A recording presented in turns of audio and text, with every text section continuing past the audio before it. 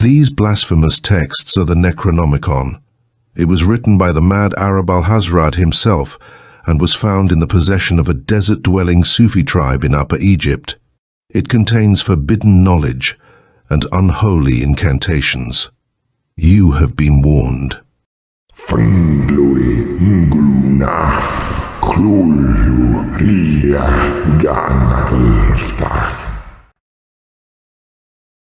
Time and the Gods by Lord Dunsany, September 1906. Preface. These tales are of the things that befell gods and men in Yarnith, Averon, and Zarkundu, and in the other countries of my dreams. Part 1. Time and the Gods.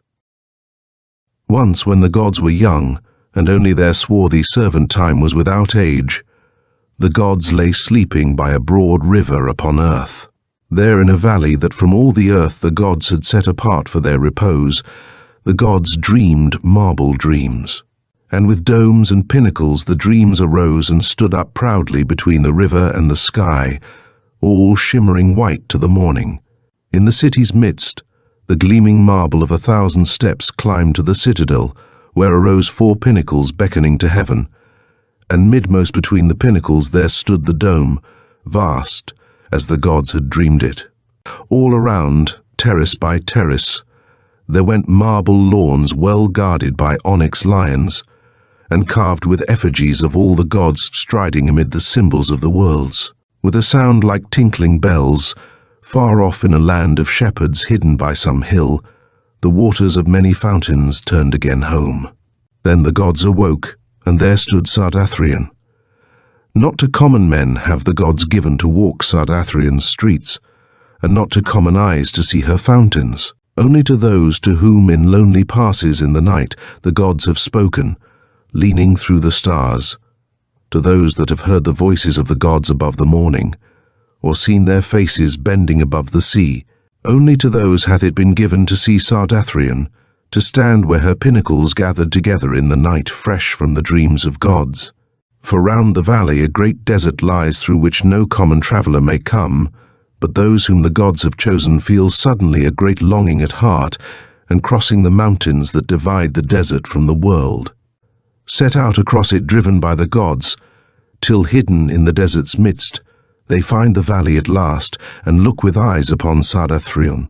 In the desert beyond the valley grow a myriad thorns, and all pointing toward Sardathrion. So may many that the gods have loved come to the marble city, but none can return. For other cities are no fitting home for men whose feet have touched Sardathrion's marble streets, where even the gods have not been ashamed to come in the guise of men with their cloaks wrapped about their faces. Therefore no city shall ever hear the songs that are sung in the marble citadel by those in whose ears have rung the voices of the gods. No report shall ever come to other lands of the music of the fall of Sardathrion's fountains, when the waters which went heavenward return again into the lake where the gods cool their brows sometimes in the guise of men. None may ever hear the speech of the poets of that city to whom the gods have spoken. It stands a city aloof. There hath been no rumour of it. I alone have dreamed of it, and I may not be sure that my dreams are true. Above the twilight the gods were seated in the after years ruling the worlds. No longer now they walked at evening in the marble city hearing the fountains splash, or listening to the singing of the men they loved, because it was in the after years, and the work of the gods was to be done. But often as they rested a moment from doing the work of the gods, from hearing the prayers of men, or sending here the pestilence or their mercy, they would speak a while with one another of the olden years, saying, "Rememberest thou not Sardathrion?" And another would answer, "Ah, Sardathrion, and all Sardathrion's mist-draped marble lawns whereon we walk not now." Then the gods turned to do the work of the gods, answering the prayers of men or smiting them. And ever they sent their swarthy servant Time to heal or overwhelm. And Time went forth into the worlds to obey the commands of the gods. Yet he cast furtive glances at his masters, and the gods distrusted Time because he had known the worlds or ever the gods became. One day when furtive time had gone into the worlds to nimbly smite some city whereof the gods were weary, the gods above the twilight speaking to one another said, Surely we are the lords of time and gods of the worlds besides. See how our city Sardathrion lifts over other cities. Others arise and perish, but Sardathrion standeth yet, the first and the last of cities. Rivers are lost in the sea, and streams forsake the hills, but ever Sardathrion's fountains arise in our dream city. As was Sardathrion when the gods were young, so are her streets today as a sign that we are the gods. Suddenly the swart figure of Time stood up before the gods, with both hands dripping with blood and a red sword dangling idly from his fingers, and said, Sardathrion is gone. I have overthrown it. And the gods said, Sardathrion, Sardathrion, the marble city, thou hast overthrown it, thou, the slave of the gods. And the oldest of the gods said, Sardathrion, Sardathrion, and is Sardathrion gone? And furtively Time looked him in the face and edged towards him, fingering with his dripping fingers the hilt of his nimble sword. Then the gods feared with a new fear, that he that had overthrown their city would one day slay the gods. And a new cry went wailing through the twilight, the lament of the gods for their dream city, crying, Tears may not bring again Sardathrion, but this the gods may do who have seen, and seen with unrelenting eyes, the sorrows of 10,000 worlds. Thy gods may weep for thee. Tears may not bring again Sardathrion.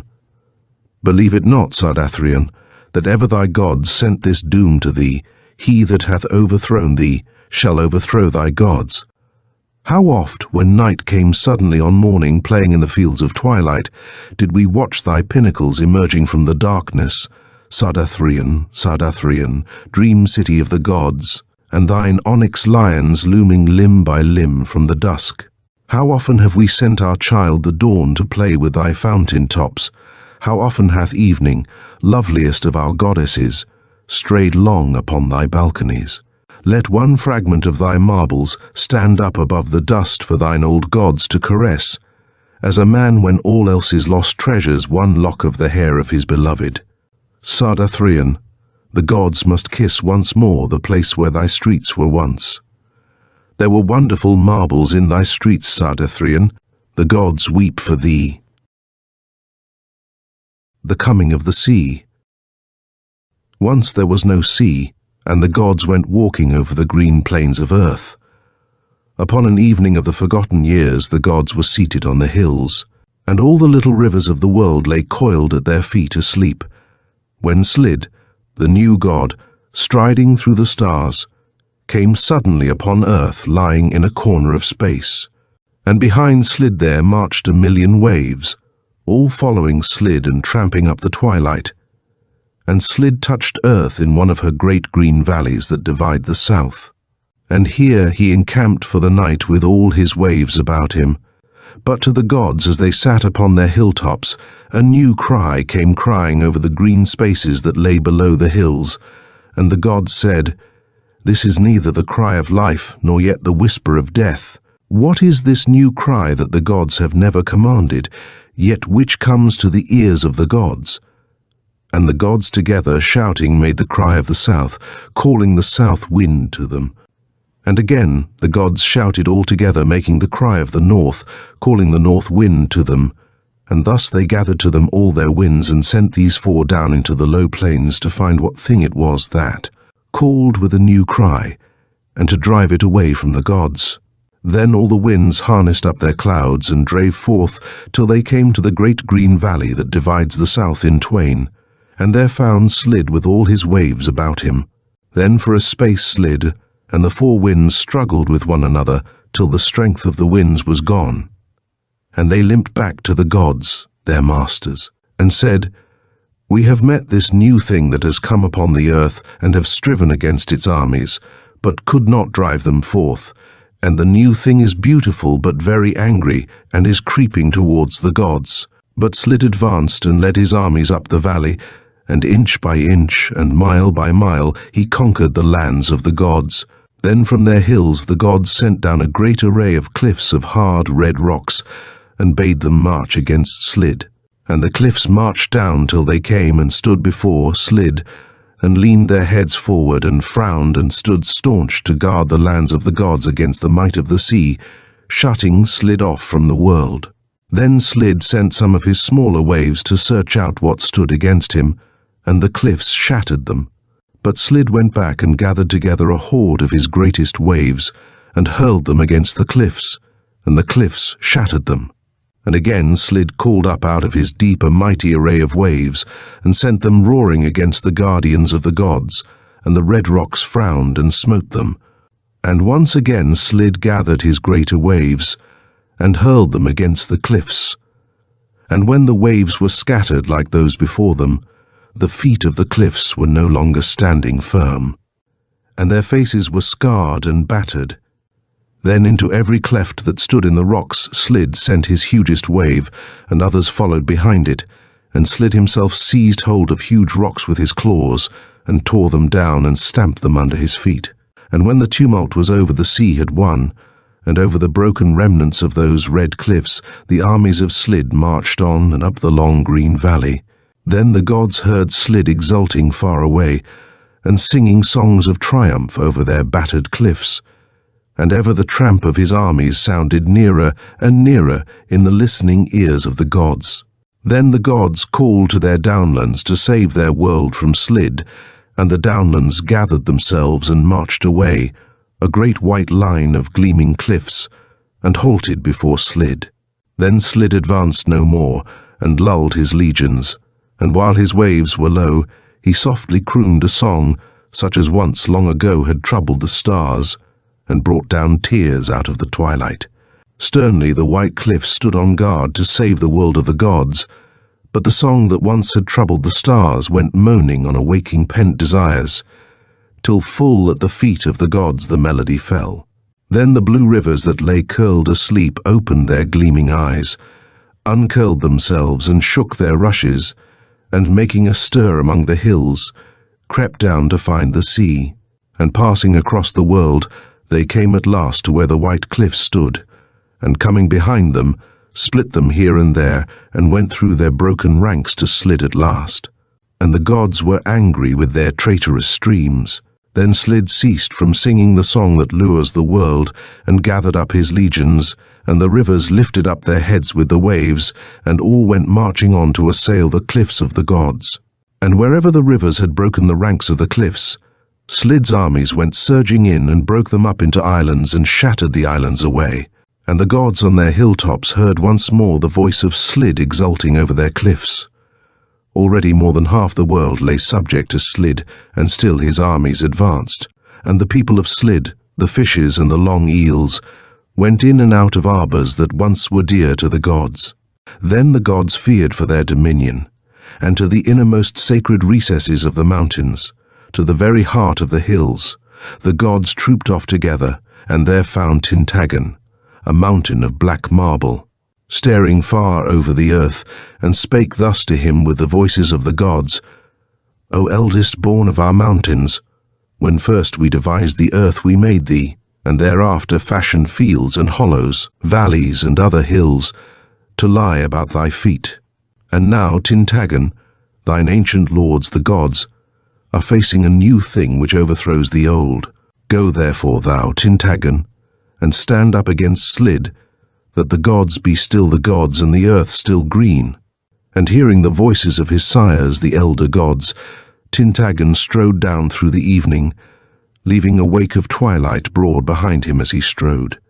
And going across the green earth came down to Ambrady at the valley's edge, and there met the foremost of Slid's fierce armies conquering the world. And against him Slid hurled the force of a whole bay, which lashed itself high over Tintaggon's knees and streamed around his flanks, and then fell and was lost. Tintaggon still stood firm for the honour and dominion of his lords, the elder gods. Then Slid went to Tintaggon and said, Let us now make a truce. Stand thou back from Ambrady, and let me pass through thy ranks, that mine armies may now pass up the valley which opens on the world, that the green earth that dreams around the feet of older gods shall know the new god Slid. Then shall mine armies strive with thee no more, and thou and I shall be the equal lords of the whole earth when all the world is singing the chaunt of Slid.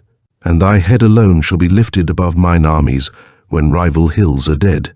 And I will deck thee with all the robes of the sea, and all the plunder that I have taken in rare cities shall be piled before thy feet. Tintaggon, I have conquered all the stars. My song swells through all the space besides. I come victorious from Marn and Carnegat on the furthest edge of the worlds. And thou and I are to be equal lords when the old gods are gone and the green earth knoweth Slid. Behold me gleaming azure and fair with 1,000 smiles and swayed by 1,000 moods. And Tintaggon answered, I am staunch and black and have one mood, and this to defend my masters and their green earth. Then Slid went backward growling and summoned together the waves of a whole sea and sent them singing full in Tintaggon's face. Then from Tintaggon's marble front the sea fell backwards crying onto a broken shore, and ripple by ripple straggled back to Slid saying, Tintaggon stands. Far out beyond the battered shore that lay at Tintaggon's feet, Slid rested long and sent the Nautilus to drift up and down before Tintaggon's eyes. And he and his armies sat singing idle songs of dreamy islands far away to the south, and of the still stars whence they had stolen forth, of twilight evenings and of long ago. Still Tintaggon stood with his feet planted fair upon the valley's edge, defending the gods and their green earth against the sea. And all the while that Slid sang his songs and played with the Nautilus that sailed up and down, he gathered his oceans together. One morning, as Slid sang of old outrageous wars and of most enchanting peace, and of dreamy islands and the south wind and the sun, he suddenly launched 5 oceans out of the deep, all to attack Tintaggon. And the 5 oceans sprang upon Tintaggon and passed above his head. One by one the grip of the oceans loosened, one by one they fell back into the deep, and still Tintaggon stood. And on that morning the might of all 5 oceans lay dead at Tintaggon's feet. That which Slid had conquered he still held, and there is now no longer a great green valley in the south, but all that Tintaggon had guarded against Slid he gave back to the gods. Very calm the sea lies now about Tintaggon's feet, where he stands all black amid crumbled cliffs of white, with red rocks piled about his feet.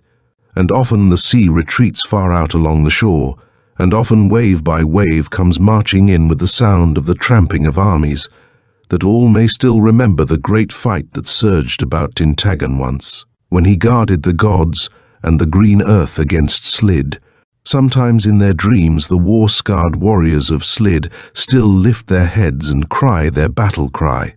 Then do dark clouds gather about Tintaggon's swarthy brow, and he stands out menacing, seen afar by ships, where once he conquered Slid. And the gods know well that while Tintaggon stands, they in their world are safe, and whether Slid shall one day smite, Tintaggon is hidden among the secrets of the sea. A Legend of the Dawn.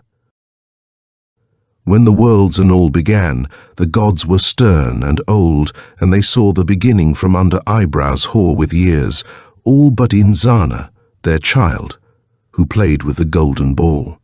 Inzana was the child of all the gods, and the law before the beginning and thereafter was that all should obey the gods, yet hither and thither went all Pegāna's gods to obey the Dawnchild, because she loved to be obeyed.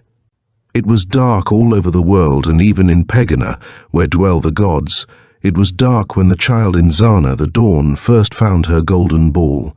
Then running down the stairway of the gods, with tripping feet, chalcedony, onyx, chalcedony, onyx, step by step, she cast her golden ball across the sky.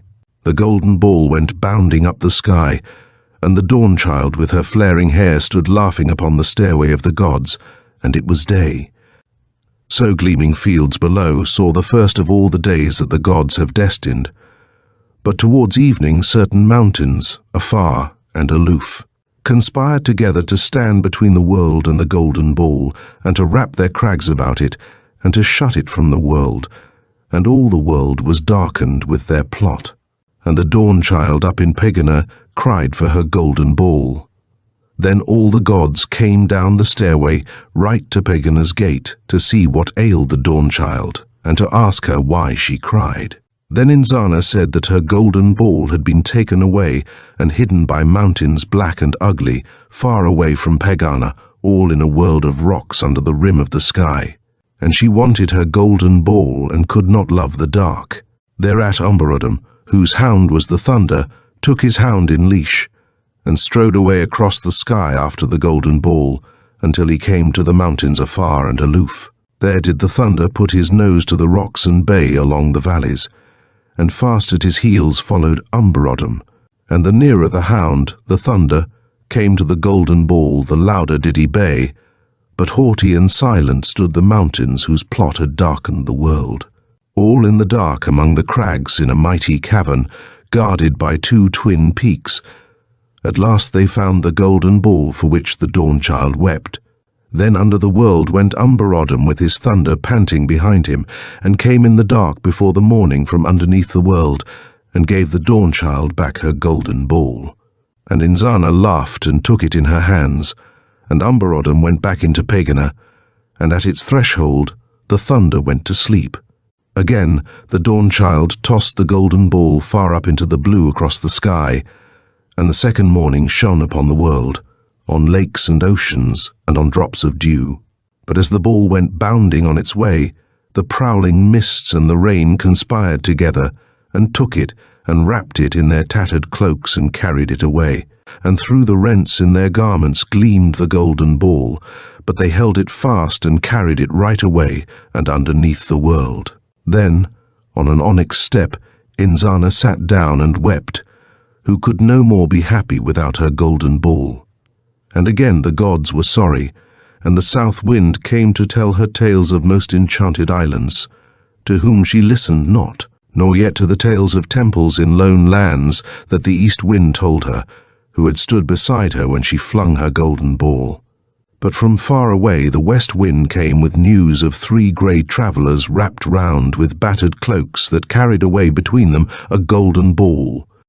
Then up leapt the north wind, he who guards the pole, and drew his sword of ice out of his scabbard of snow, and sped away along the road that leads across the blue. And in the darkness underneath the world he met the 3 grey travellers, and rushed upon them, and drove them far before him, smiting them with his sword till their grey cloaks streamed with blood. And out of the midst of them, as they fled with flapping cloaks all red and grey and tattered, he leapt up with the golden ball, and gave it to the Dawn-child. Again Inzana tossed the ball into the sky, making the 3rd day, and up it went and fell towards the fields. And as Inzana stooped to pick it up, she suddenly heard the singing of all the birds that were. All the birds in the world were singing all together, and also all the streams. And Inzana sat and listened, and thought of no golden ball, nor ever of chalcedony and onyx, nor of all her fathers the gods, but only of all the birds. Then in the woods and meadows, where they had all suddenly sung, they suddenly ceased. And Inzana, looking up, found that her ball was lost, and all alone in the stillness one owl laughed. When the gods heard Inzana crying for her ball, they clustered together on the threshold, and peered into the dark, but saw no golden ball. And leaning forward they cried out to the bat as he passed up and down, "Bat that seest all things, where is the golden ball?"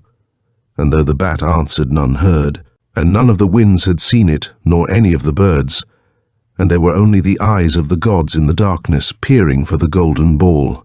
Then said the gods, "Thou hast lost thy golden ball," and they made her a moon of silver to roll about the sky. And the child cried and threw it upon the stairway, and chipped and broke its edges, and asked for the golden ball. And Limpang Tung, the lord of music, who was least of all the gods, because the child cried still for her golden ball, stole out of Pegāna and crept across the sky, and found the birds of all the world sitting in trees and ivy, and whispering in the dark. He asked them one by one for news of the golden ball. Some had last seen it on a neighbouring hill and others in trees, though none knew where it was.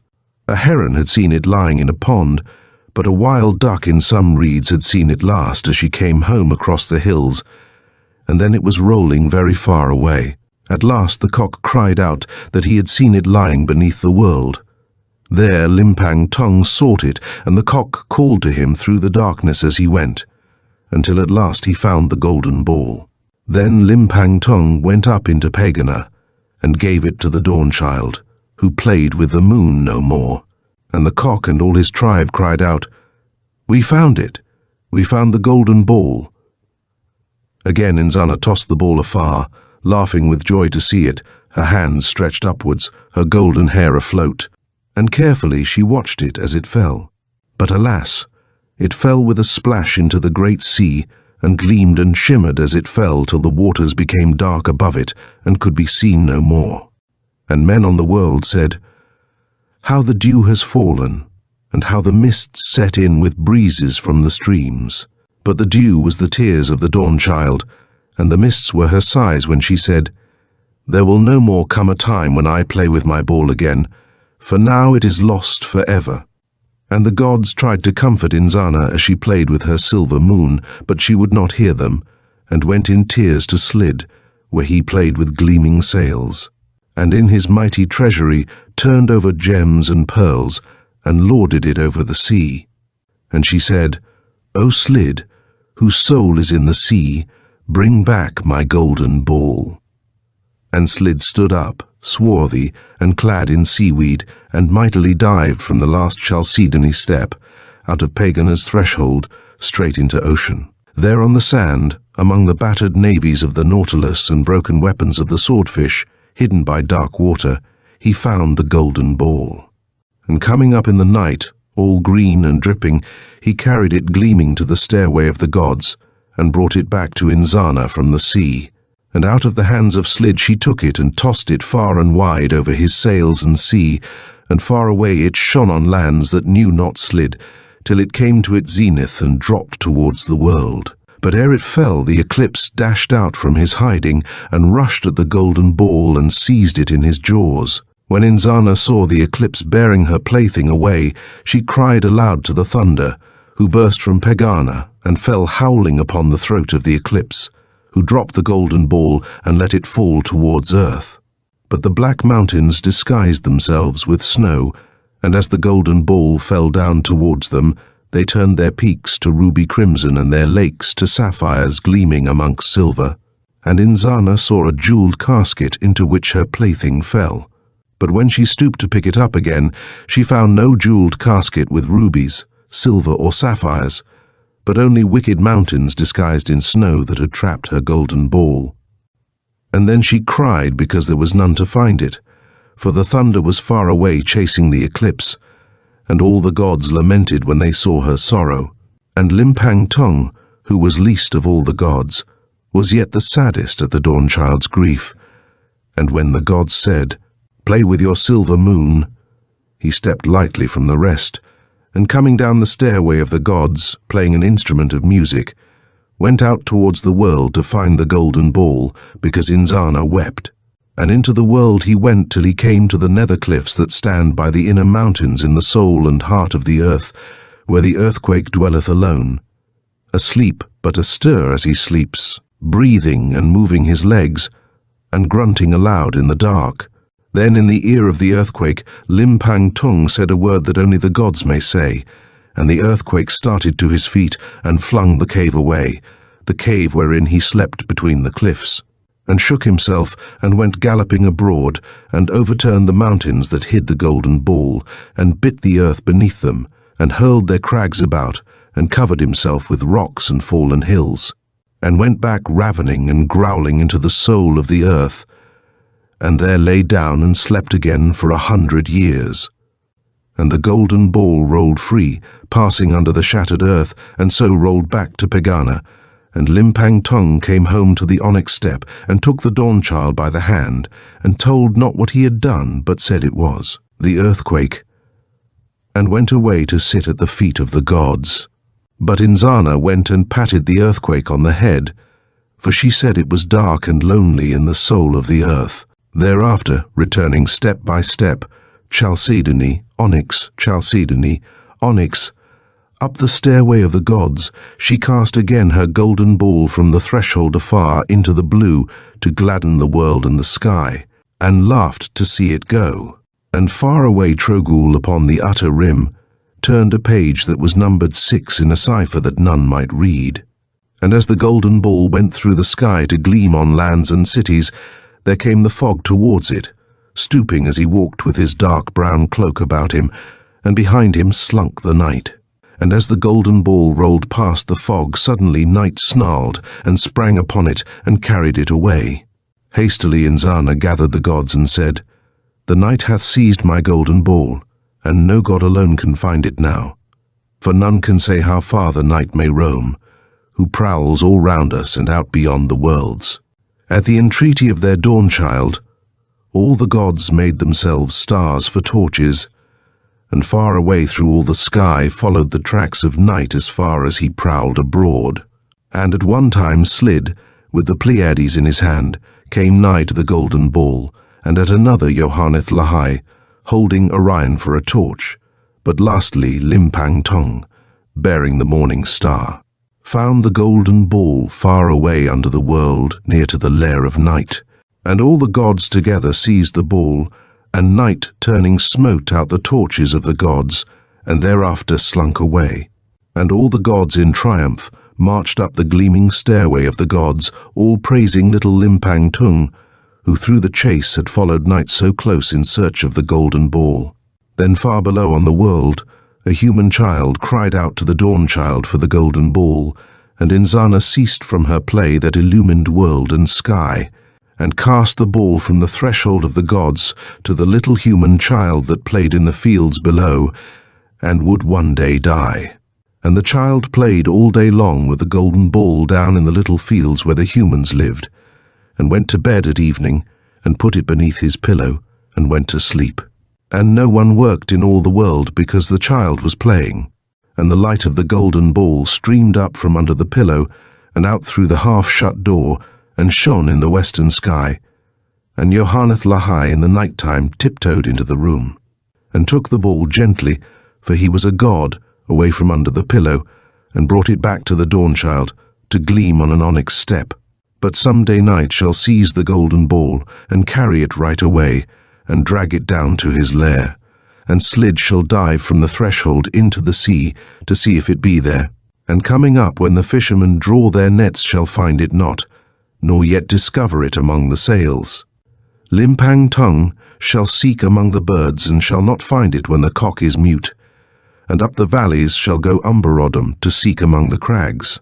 And the hound, the thunder, shall chase the eclipse, and all the gods go seeking with their stars, but never find the ball.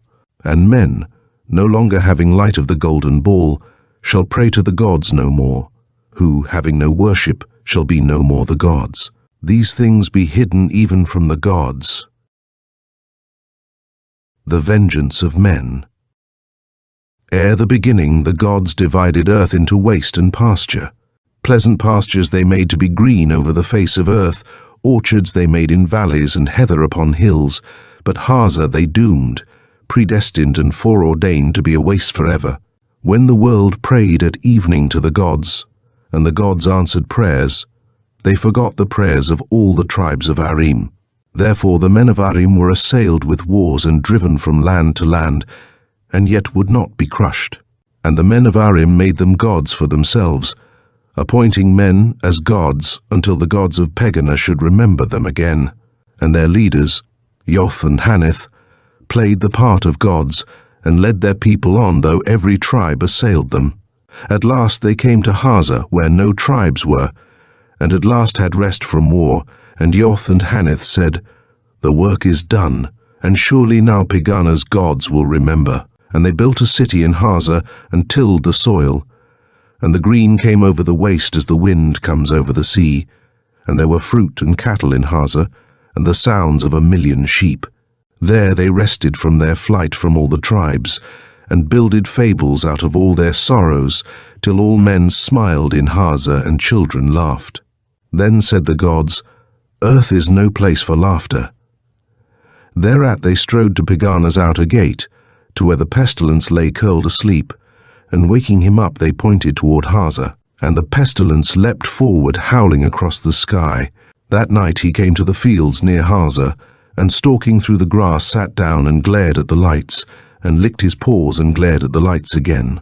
But the next night, unseen, through laughing crowds, the pestilence crept into the city, and stealing into the houses one by one, peered into the people's eyes, looking even through their eyelids. So that when morning came, men stared before them, crying out that they saw the pestilence, whom others saw not, and thereafter died, because the green eyes of the pestilence had looked into their souls. Chill and damp was he, yet there came heat from his eyes that parched the souls of men. Then came the physicians, and the men learned in magic, and made the sign of the physicians and the sign of the men of magic, and cast blue water upon herbs, and chanted spells. But still the pestilence crept from house to house, and still he looked into the souls of men. And the lives of the people streamed away from Haza, and whither they went is set in many books. But the pestilence fed on the light that shines in the eyes of men, which never appeased his hunger. Chiller and damper he grew, and the heat from his eyes increased when night by night he galloped through the city, going by stealth no more. Then did men pray in Haza to the gods, saying, "High gods, show clemency to Haza." And the gods listened to their prayers. But as they listened, they pointed with their fingers and cheered the pestilence on. And the pestilence grew bolder at his master's voices, and thrust his face close up before the eyes of men. He could be seen by none saving those he smote.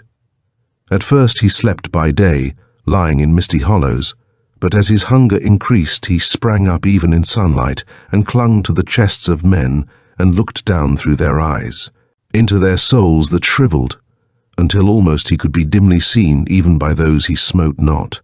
Adro, the physician, sat in his chamber with one light burning, making a mixing in a bowl that should drive the pestilence away, when through his door there blew a draught that set the light a-flickering. Then, because the draught was cold, the physician shivered and went and closed the door. But as he turned again, he saw the pestilence lapping at his mixing, who sprang and set one paw upon Adro's shoulder and another upon his cloak, while with two he clung to his waist, and looked him in the eyes. Two men were walking in the street. One said to the other, "Upon the morrow I will sup with thee." And the pestilence grinned a grin that none beheld, baring his dripping teeth, and crept away to see whether upon the morrow those men should sup together. A traveller coming in said, "This is Haza, here will I rest." But his life went further than Haza upon that day's journey. All feared the pestilence, and those that he smote beheld him, but none saw the great shapes of the gods by starlight as they urged their pestilence on. Then all men fled from Haza, and the pestilence chased dogs and rats and sprang upward at the bats as they sailed above him, who died and lay in the streets. But soon he returned and pursued the men of Haza where they fled, and sat by rivers where they came to drink, away below the city. Then back to Haza went the people of Haza, pursued by the pestilence still, and gathered in the temple of all the gods save one, and said to the high prophet, "What may now be done?" Who answered, "All the gods have mocked at prayer. This sin must now be punished by the vengeance of men." And the people stood in awe. The high prophet went up to the tower beneath the sky, whereupon beat the eyes of all the gods by starlight. There, in the sight of the gods, he spake in the ear of the gods, saying, "High gods, ye have made mock of men. Know therefore that it is writ in ancient law, and found by prophecy, that there is an end that waiteth for the gods, who shall go down from Pegāna in galleons of gold, all down the silent river, and into the silent sea, and there their galleons shall go up in mist, and they shall be gods no more. And men shall gain harbour from the mocking of the gods at last in the warm moist earth, but to the gods shall no ceasing ever come from being the things that were the gods. When time and worlds and death are gone away, naught shall then remain but worn regrets, and things that were once gods, in the sight of the gods, in the ear of the gods. Then the gods shouted all together, and pointed with their hands at the high prophet's throat, and the pestilence sprang. Long since the high prophet is dead, and his words are forgotten by men. But the gods know not yet whether it be true that the end is waiting for the gods, and him who might have told them they have slain. And the gods of Pegāna are fearing the fear that hath fallen upon the gods, because of the vengeance of men, for they know not when the end shall be, or whether it shall come. When the gods slept. All the gods were sitting in Pegāna, and their slave, Time, lay idle at Pegāna's gate with nothing to destroy, when they thought of worlds large and round and gleaming, and little silver moons. Then, who knoweth when? As the gods raised their hands making the sign of the gods, the thoughts of the gods became worlds and silver moons, and the worlds swam by Pegāna's gate to take their places in the sky, to ride at anchor forever, each where the gods had bidden. And because they were round and big and gleamed all over the sky, the gods laughed and shouted, and all clapped their hands. Then upon earth the gods played out the game of the gods, the game of life and death, and on the other worlds they did a secret thing, playing a game that is hidden. At last they mocked no more at life, and laughed at death no more, and cried aloud in Pegāna, Will no new thing be? Must those four march forever round the world, till our eyes are wearied with the treading of the feet of the seasons that will not cease, while night and day and life and death drearily rise and fall? And as a child stares at the bare walls of a narrow hut, so the gods looked all listlessly upon the worlds, saying, Will no new thing be? And in their weariness the gods said, Ah, to be young again! Ah, to be fresh once more from the brain of Mana-Yud-Sushai. And they turned away their eyes in weariness from all the gleaming worlds and laid them down upon Pegāna's floor. For they said, It may be that the worlds shall pass, and we would fain forget them. Then the gods slept. Then did the comet break loose from his moorings, and the eclipse roamed about the sky. And down on the earth did death's three children, famine, pestilence, and drought, come out to feed. The eyes of the famine were green, and the eyes of the drought were red, but the pestilence was blind and smote about all round him with his claws among the cities. But as the gods slept, there came from beyond the rim, out of the dark and unknown, three Yozis, spirits of ill, that sailed up the river of silence in galleons with silver sails. Far away they had seen Yum and Gotham, the stars that stand sentinel over Pegāna's gate, blinking and falling asleep, and as they neared Pegāna they found a hush wherein the gods slept heavily. Yaha and Snirg were these three Yozis, the lords of evil, madness, and of spite.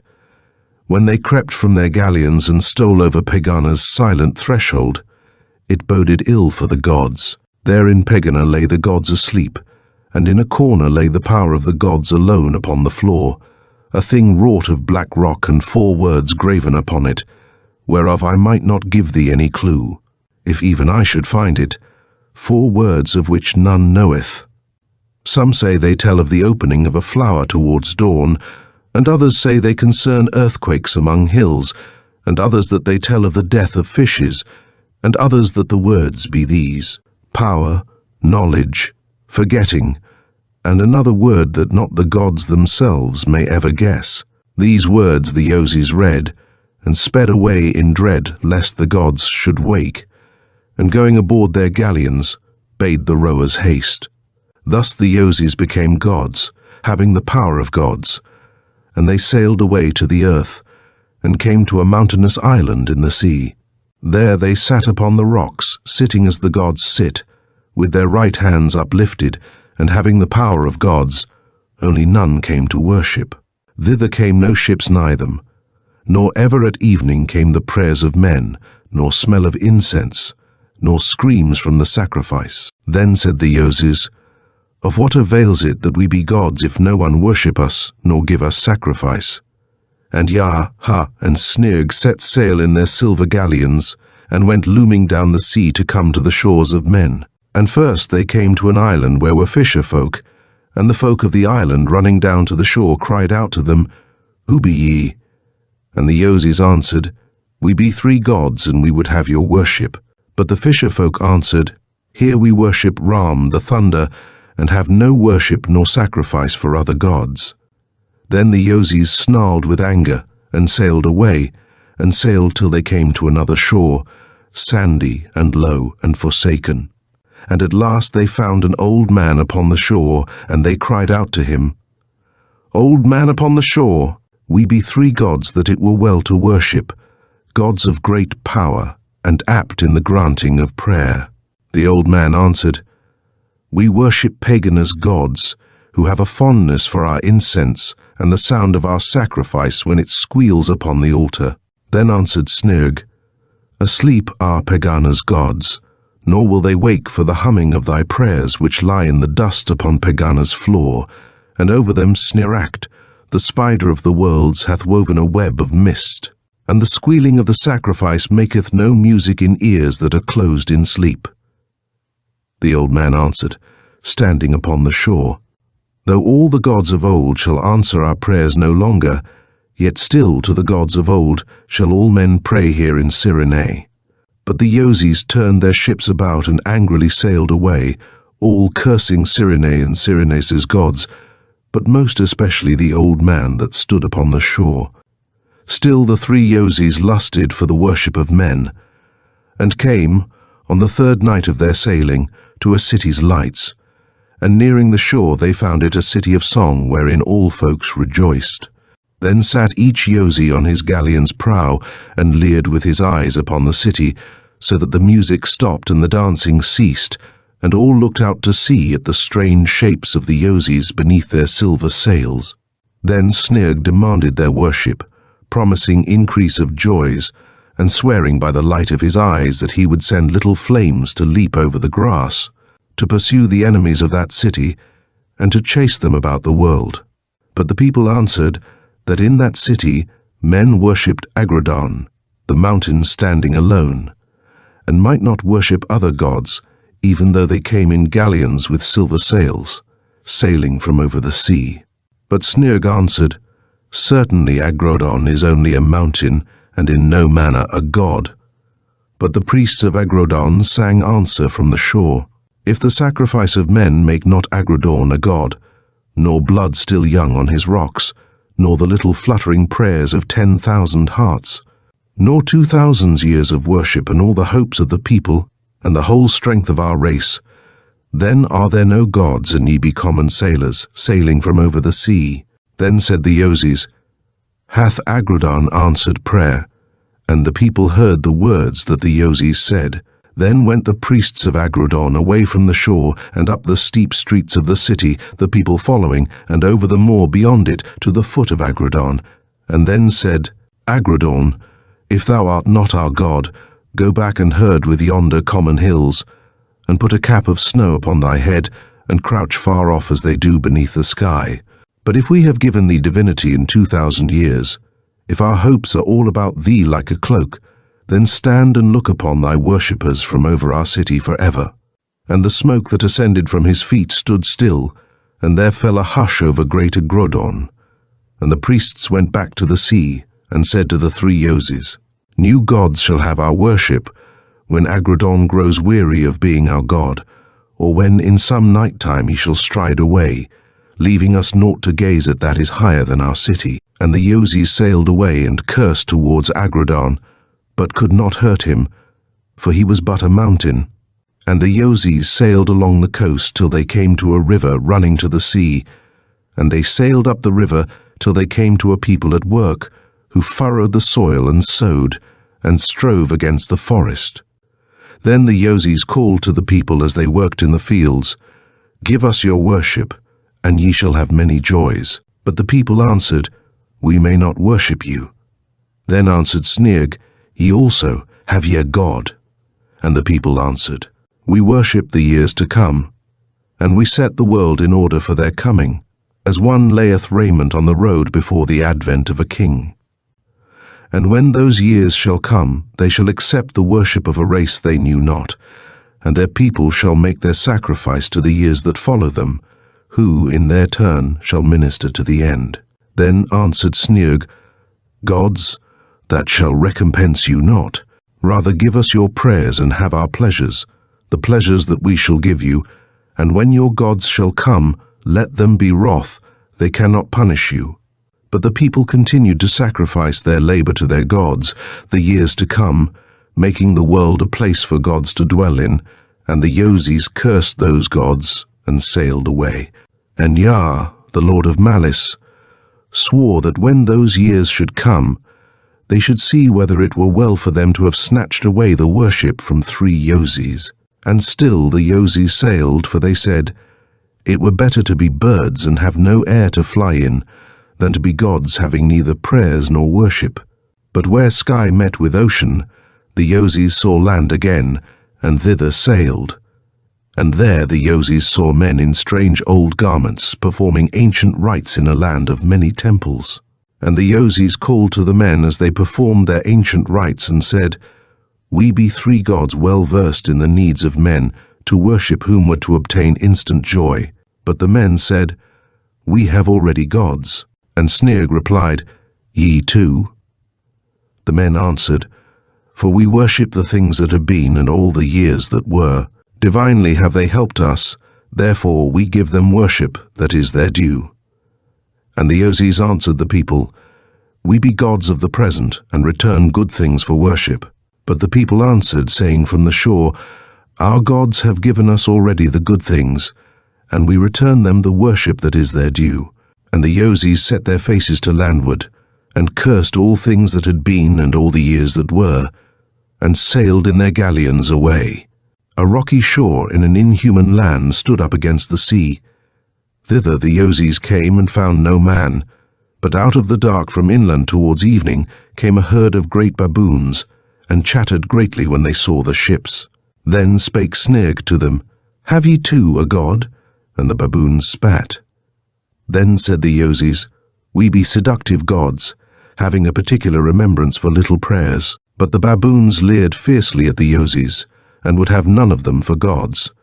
One said that prayers hindered the eating of nuts, but Sneerg leaned forward and whispered, and the baboons went down upon their knees and clasped their hands as men clasp, and chattered prayer and said to one another that these were the gods of old, and gave the Yozis their worship, for Sneerg had whispered in their ears that if they would worship the Yozis, he would make them men.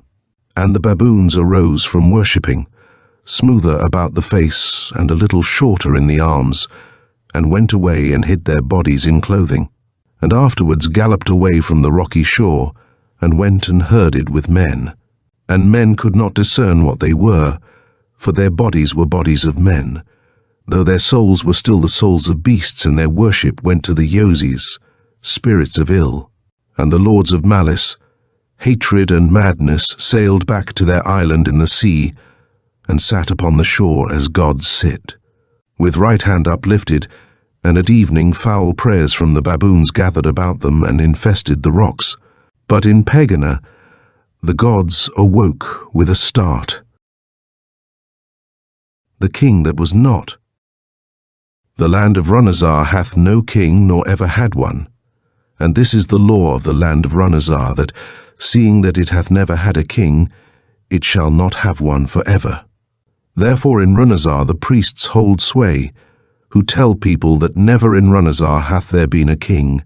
Althazar, king of Runazar, and lord of all lands nearby, commanded for the closer knowledge of the gods that their images should be carven in Runazar, and in all lands nearby. And when Althazar's command, wafted abroad by trumpets, came tinkling in the ear of all the gods, right glad were they at the sound of it. Therefore men quarried marble from the earth, and sculptors busied themselves in Runazar to obey the edict of the king. But the gods stood by starlight on the hills where the sculptors might see them, and draped the clouds about them, and put upon them their divinest air, that sculptors might do justice to Pegāna's gods.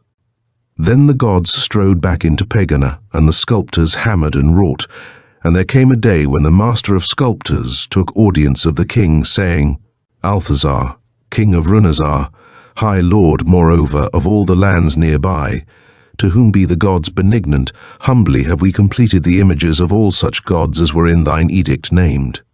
Then the king commanded a great space to be cleared among the houses in his city, and there the images of all the gods were borne and set before the king. And there were assembled the master of sculptors and all his men, and before each stood a soldier bearing a pile of gold upon a jewelled tray, and behind each stood a soldier with a drawn sword pointing against their necks.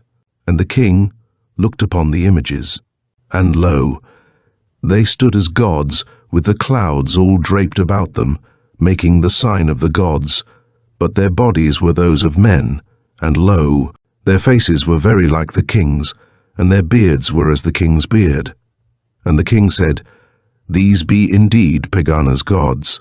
And the soldiers that stood before the sculptors were caused to present to them the piles of gold, and the soldiers that stood behind the sculptors were caused to sheath their swords.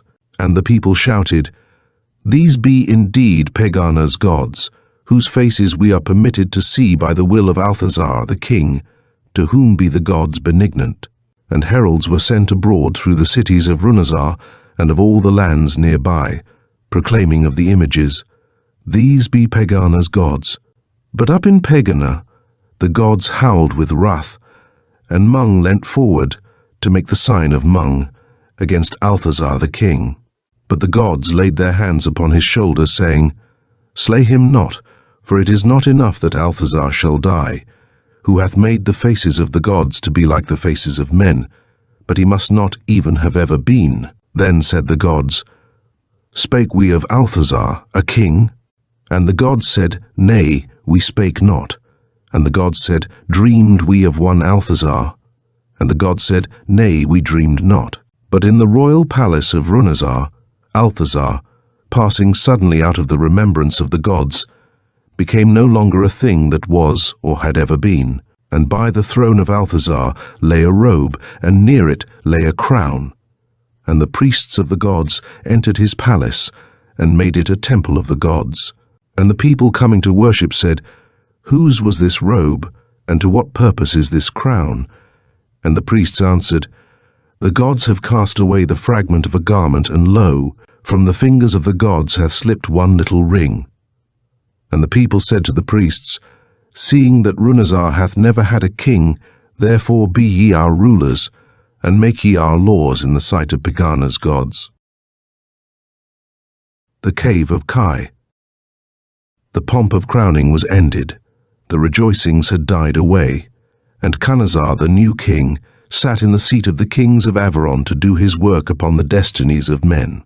His uncle, Canazar the Lone, had died, and he had come from a far castle to the south, with a great procession, to Elan, the citadel of Averon. And there they had crowned him king of Averon and of the mountains, and Lord, if there be aught beyond those mountains, of all such lands as are. But now the pomp of the crowning was gone away, and Canazar sat afar off from his home, a very mighty king. Then the king grew weary of the destinies of Averon, and weary of the making of commands. So Canazar sent heralds through all cities, saying, Hear, the will of the king, hear, the will of the king of Averon and of the mountains, and Lord, if there be aught beyond those mountains, of all such lands as are, let there come together to Elan all such as have an art in secret matters. Hear, and there gathered together to Elan the wise men of all the degrees of magic, even to the 7th, who had made spells before Canazar the Lone. And they came before the new king in his palace, placing their hands upon his feet. Then said the king to the magicians, I have a need. And they answered, The earth touches the feet of the king in token of submission. But the king answered, My need is not of the earth, but I would find certain of the hours that have been, and sundry days that were. And all the wise folks were silent, till there spake out mournfully the wisest of them all, who made spells in the 7th degree, saying, The days that were and the hours have winged their way to Mount Agdora's summit, and there, dipping, have passed away from sight, not ever to return, for haply they have not heard the king's command. Of these wise folks are many things chronicled. Moreover, it is set in writing of the scribes how they had audience of King Khanazar, and of the words they spake, but of their further deeds there is no legend. But it is told how the king sent men to run, and pass through all the cities, till they should find one that was wiser, even than the magicians that had made spells before Khanazar the Lone. Far up the mountains that limit Averon they found Siren, the prophet, among the goats, who was of none of the degrees of magic, and who had cast no spells before the former king. Him they brought to Khanazar, and the king said unto him, I have a need. And Siren answered, Thou art a man. And the king said, Where lie the days that were, and certain hours? And Siren answered, These things lie in a cave afar from here, and over the cave stands sentinel one Kai. And this cave Kai hath guarded from the gods and men since ever the beginning was made. It may be that he shall let Khanazar pass by. Then the king gathered elephants and camels that carried burdens of gold, and trusty servants that carried precious gems, and gathered an army to go before him, and an army to follow behind, and sent out horsemen to warn the dwellers of the plains that the king of Averon was afoot. And he bade Serran to lead to that place where the days of old lie hid, and all forgotten hours. Across the plain up Mount Agdora, and dipping beyond its summit went Khanazar the king, and his 2 armies who followed Serran. 8 times the purple tent with golden border had been pitched for the king of Averon, and 8 times it had been struck ere the king and the king's armies came to a dark cave in a valley dark, where Kai stood guard over the days that were. And the face of Kai was as a warrior that vanquisheth cities, and burdeneth himself not with captives, and his form was as the forms of gods, but his eyes were the eyes of beasts, before whom came the king of Averon with elephants and camels bearing burdens of gold, and trusty servants carrying precious gems. Then said the king, Yonder behold my gifts. Give back to me my yesterday with its waving banners, my yesterday with its music and blue sky, and all its cheering crowds that made me king, the yesterday that sailed with gleaming wings over my Averon. And Kai answered, pointing to his cave, Thither, dishonoured and forgot, thy yesterday slunk away, and who amid the dusty heap of the forgotten days shall grovel to find thy yesterday?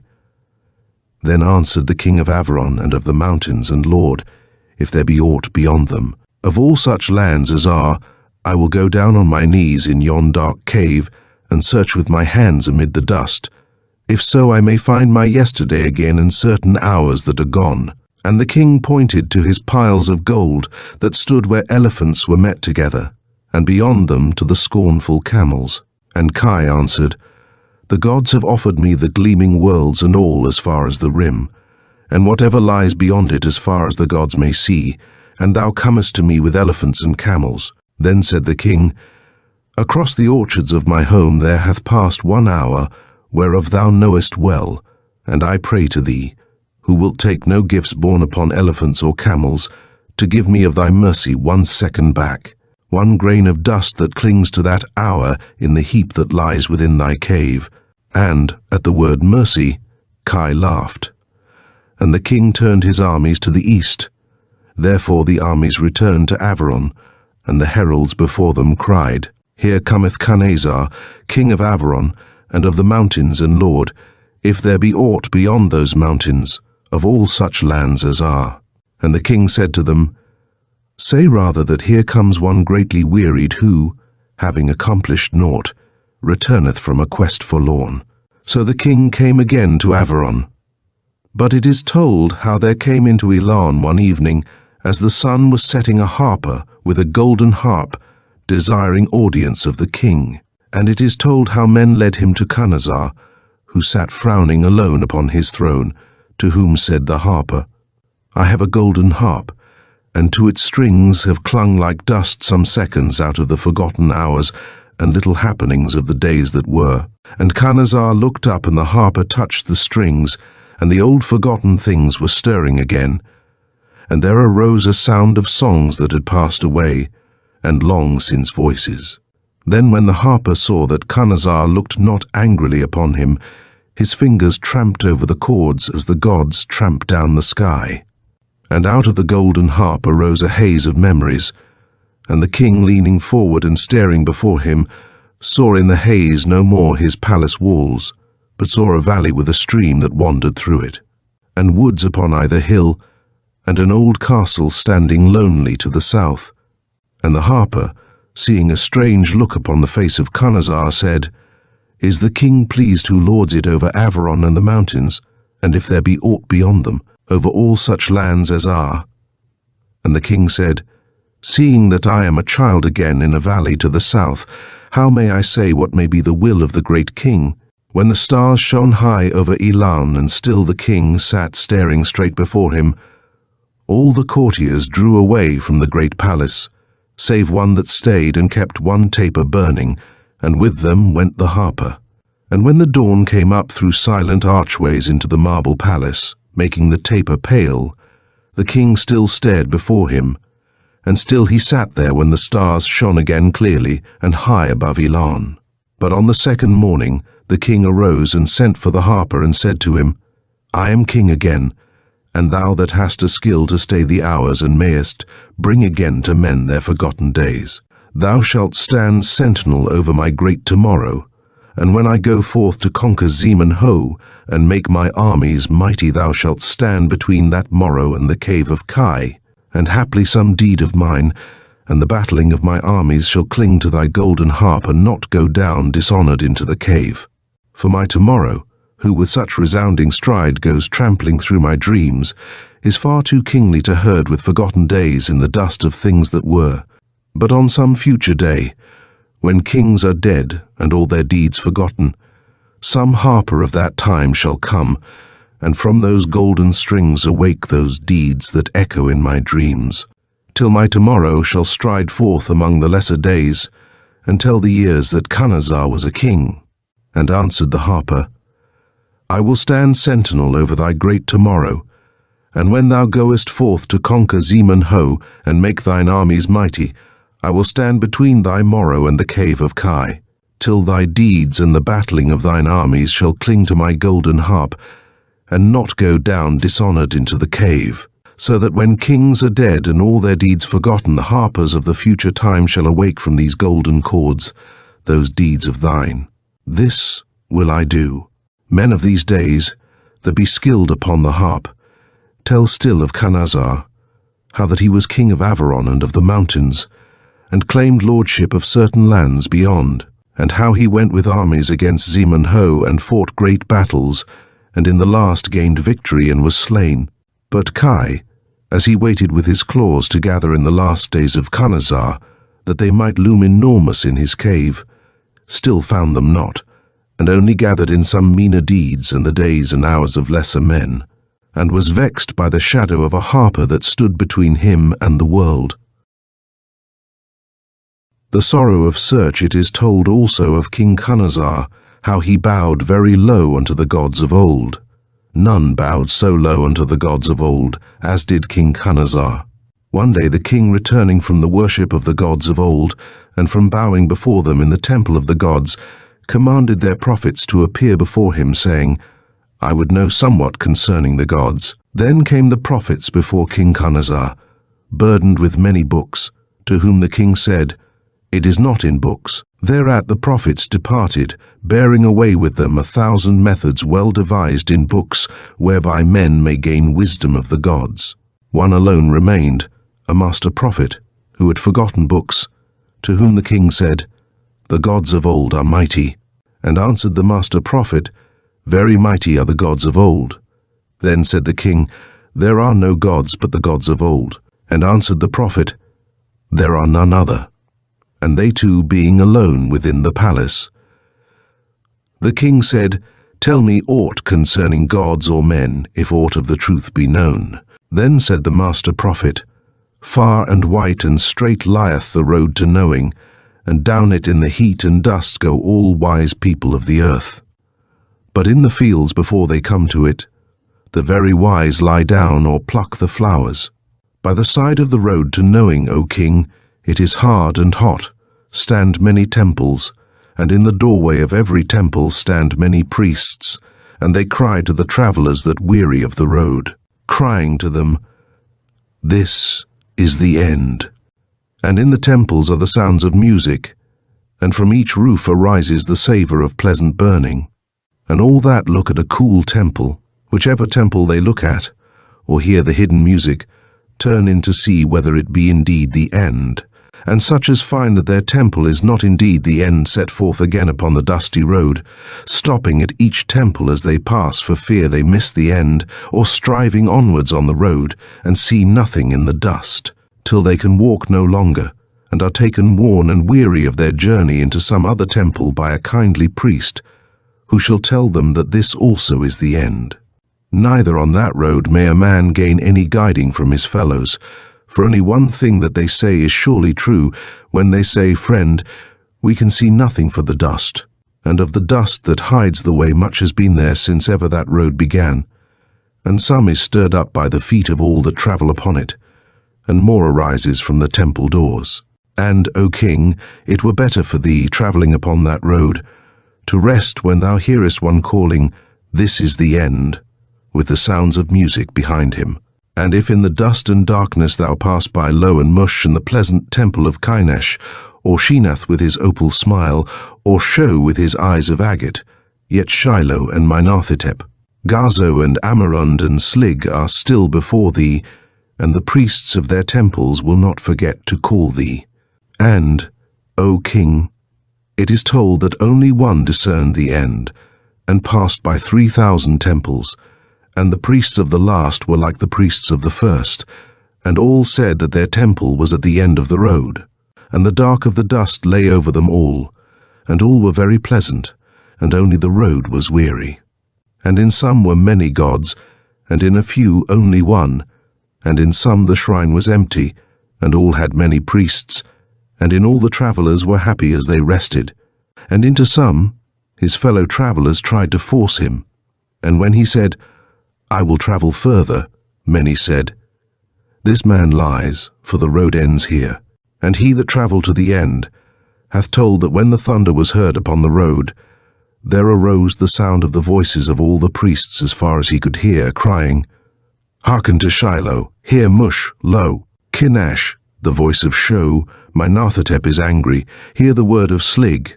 And far away along the road one cried to the traveller that Shenath stirred in his sleep, "O king, this is very doleful."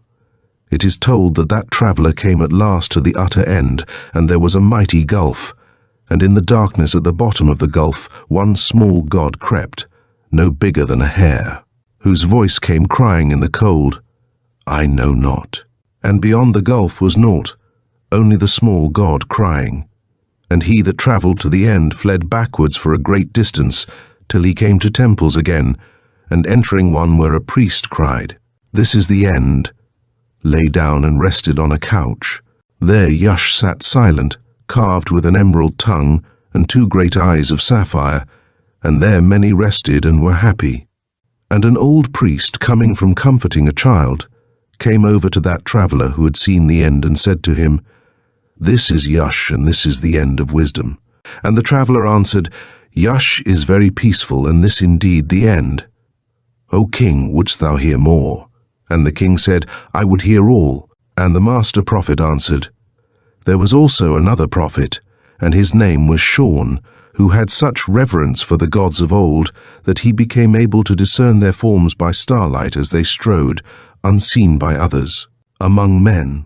Each night did Shaun discern the forms of the gods, and every day he taught concerning them, till men in Avron knew how the gods appeared all grey against the mountains, and how Rug was higher than Mount Skagadon, and how Skun was smaller, and how Asgul leaned forward as he strode, and how Trodath peered about him with small eyes.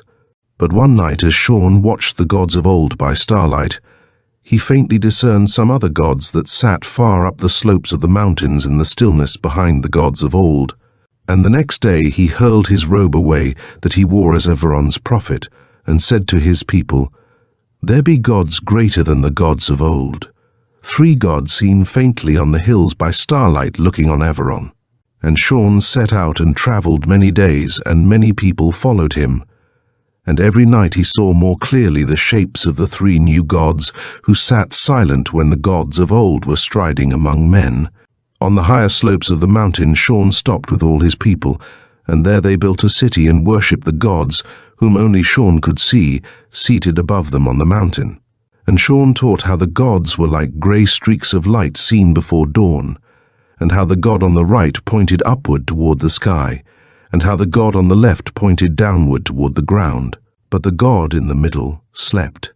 And, in the city, Sean's followers built 3 temples. The one on the right was a temple for the young, and the one on the left a temple for the old, and the third was a temple with doors closed and barred.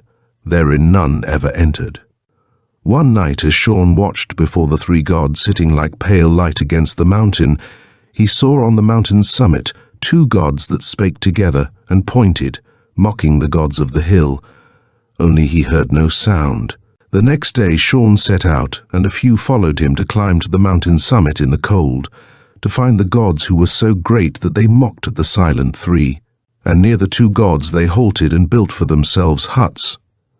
Also they built a temple, wherein the 2 were carved by the hand of Sean with their heads turned towards each other, with mockery on their faces and their fingers pointing, and beneath them were carved the 3 gods of the hill as actors making sport. None remembered now Asgul, Trodath, Skun, and Rug, the gods of old. For many years Sean and his few followers lived in their huts upon the mountain's summit, worshipping gods that mocked, and every night Sean saw the 2 gods by starlight as they laughed to one another in the silence. And Sean grew old. One night, as his eyes were turned towards the 2, he saw across the mountains in the distance a great god seated in the plain, and looming enormous to the sky, who looked with angry eyes towards the 2 as they sat and mocked. Then said Sean to his people, the few that had followed him thither, Alas, that we may not rest, but beyond us in the plain sitteth the one true God, and he is wroth with mocking. Let us therefore leave these 2 that sit and mock, and let us find the truth in the worship of that greater God, who even though he kill, shall yet not mock us. But the people answered, Thou hast taken from us many gods, and taught us now to worship gods that mock, and if there is laughter on their faces as we die, lo, thou alone canst see it, and we would rest. But 3 men who had grown old with following followed still, and down the steep mountain on the further side Sean led them, saying, Now we shall surely know. And the 3 old men answered, We shall know indeed, O last of all the prophets. That night the 2 gods, mocking at their worshippers, mocked not at Sean nor his 3 followers, who coming to the plain still travelled on till they came at last to a place where the eyes of Sean at night could closely see the vast form of their god. And beyond them as far as the sky there lay a marsh. There they rested, building such shelters as they could, and said to one another, This is the end, for Sean discerneth that there are no more gods, and before us lieth the marsh, and old age hath come upon us. And since they could not labour to build a temple, Sean carved upon a rock all that he saw by starlight of the great god of the plain, so that if ever others forsook the gods of old because they saw beyond them the greater 3, and should thence come to knowledge of the twain that mocked, and should yet persevere in wisdom till they saw by starlight him whom Sean named the ultimate God, they should still find there upon the rock what one had written concerning the end of search. For 3 years Sean carved upon the rock, and rising one night from carving, saying, Now is my labour done, saw in the distance 4 greater gods beyond the ultimate God. Proudly in the distance beyond the marsh these gods were tramping together, taking no heed of the god upon the plain. Then said Sean to his 3 followers, Alas that we know not yet, for there be gods beyond the marsh. None would follow Sean, for they said that old age must end all quests, and that they would rather wait there in the plain for death than that he should pursue them across the marsh. Then Sean said farewell to his followers, saying, You have followed me well since ever we forsook the gods of old to worship greater gods. Farewell. It may be that your prayers at evening shall avail when you pray to the god of the plain, but I must go onward, for there be gods beyond. So Sean went down into the marsh, and for 3 days struggled through it, and on the 3rd night saw the 4 gods not very far away, yet could not discern their faces. All the next day Sean toiled on to see their faces by starlight, but ere the night came up or 1 star shone, at set of sun, Sean fell down before the feet of his 4 gods. The stars came out, and the faces of the 4 shone bright and clear, but Sean saw them not, for the labour of toiling and seeing was over for Sean, and lo, they were Asgul, Trodath, Skun, and Rug, the gods of old. Then said the king, "It is well that the sorrow of search cometh only to the wise, for the wise are very few." Also the king said, "Tell me this thing, O prophet, who are the true gods?" The master prophet answered, "Let the king command." The Men of Yarnith. The Men of Yarnith hold that nothing began until Yarni-Zai uplifted his hand. Yarni-Zai, they say, has the form of a man, but is greater, and is a thing of rock. When he uplifted his hand, all the rocks that wandered beneath the dome, by which name they call the sky, gathered together around Yarni-Zai. Of the other worlds they say naught, but hold that the stars are the eyes of all the other gods that look on Yarni-Zai and laugh, for they are all greater than he, though they have gathered no worlds around them. Yet though they be greater than Yarni-Zai, and though they laugh at him when they speak together beneath the dome, they all speak of Yarni-Zai. Unheard is the speaking of the gods to all except the gods, but the Men of Yarnith tell of how their prophet Iran, lying in the sand desert, Azrakhan, heard once their speaking, and knew thereby how Yarni-Zai departed from all the other gods to clothe himself with rocks and make a world. Certain it is that every legend tells that at the end of the valley of Yodith, where it becomes lost among black cliffs, there sits a figure colossal, against a mountain, whose form is the form of a man with the right hand uplifted, but vaster than the hills. And in the book of secret things which the prophets keep in the temple that stands in Yarnith, is writ the story of the gathering of the world, as Iran heard it when the gods spake together, up in the stillness above Azrakhan. And all that read this may learn how Yarni-Zai drew the mountains about him like a cloak, and piled the world below him. It is not set in writing for how many years Yarni-Zai sat clothed with rocks at the end of the valley of Yodith, while there was naught in all the world save rocks and Yarni-Zai. But one day there came another god running over the rocks across the world, and he ran as the clouds run upon days of storm, and as he sped towards Yodith, Yarni-Zai, sitting against his mountain with right hand uplifted, cried out, "What dost thou running across my world, and whither art thou going?" And the new god answered never a word, but sped onwards. And as he went to left of him and to right of him, there sprang up green things all over the rocks of the world of Yarni-Zai. So the new god ran round the world and made it green, saying in the valley where Yarni-Zai sat monstrous against his mountain and certain lands wherein Kradoa, the drought, browsed horribly at night.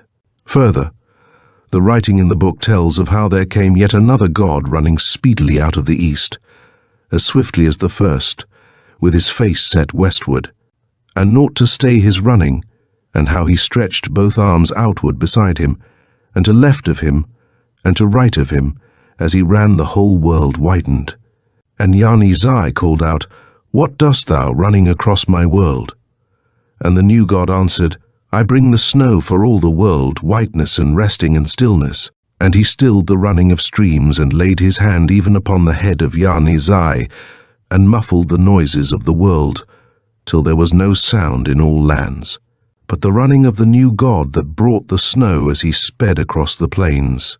But the two new gods chased each other for ever round the world, and every year they passed again, running down the valleys and up the hills and away across the plains before Yarni-Zai, whose hand uplifted had gathered the world about him.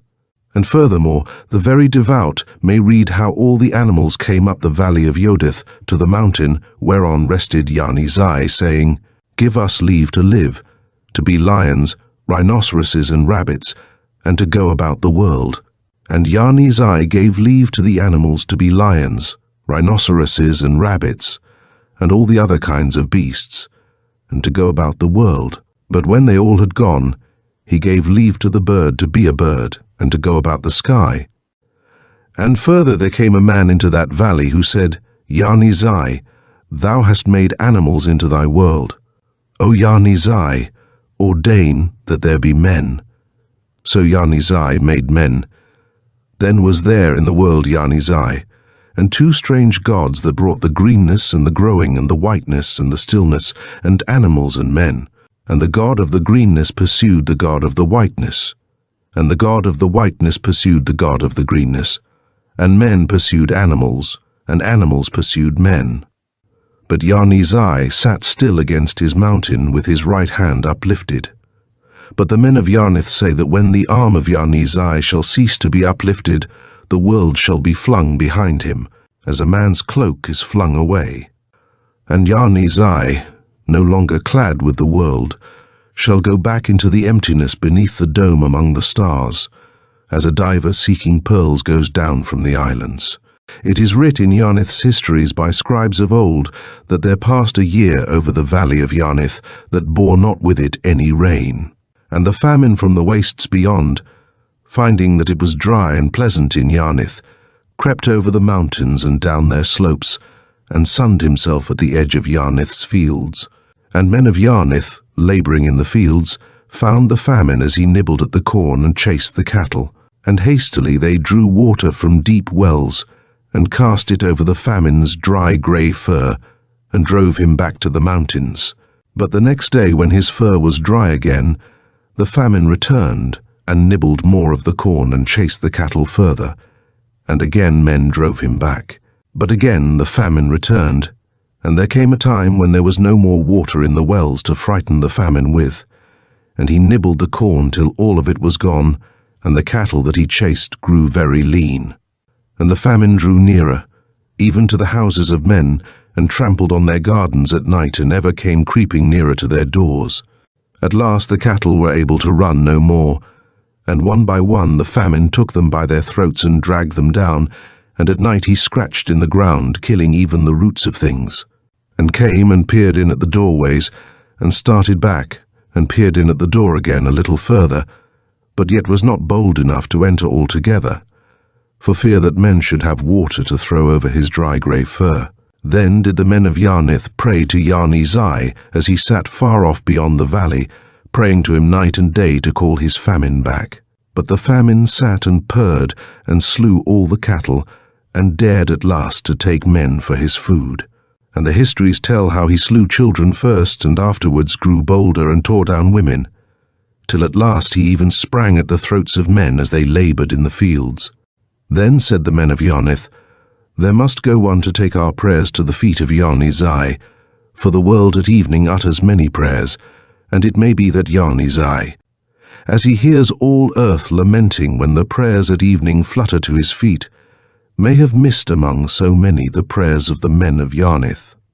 But if one go and say to Yarnith's eye, There is a little crease in the outer skirts of thy cloak that men call the valley of Yarnith, where the famine is a greater lord than Yarnith's eye, it may be that he shall remember for an instant and call his famine back. Yet all men feared to go, seeing that they were but men, and Yarnith's eye was lord of the whole earth, and the journey was far and rocky. But that night Hothrun-Dath heard the famine whining outside his house, and pouring at his door therefore. It seemed to him more meet to wither before the glance of Yarnith's eye than that the whining of that famine should ever again fall upon his ears.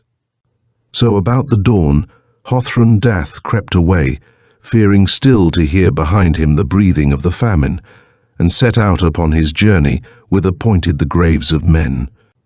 For men in Yarnith are buried with their feet, and faces turned toward Yarnith's eye, lest he might beckon to them in their night and call them to him. So all day long did Hothrun-Dath follow the way of the graves.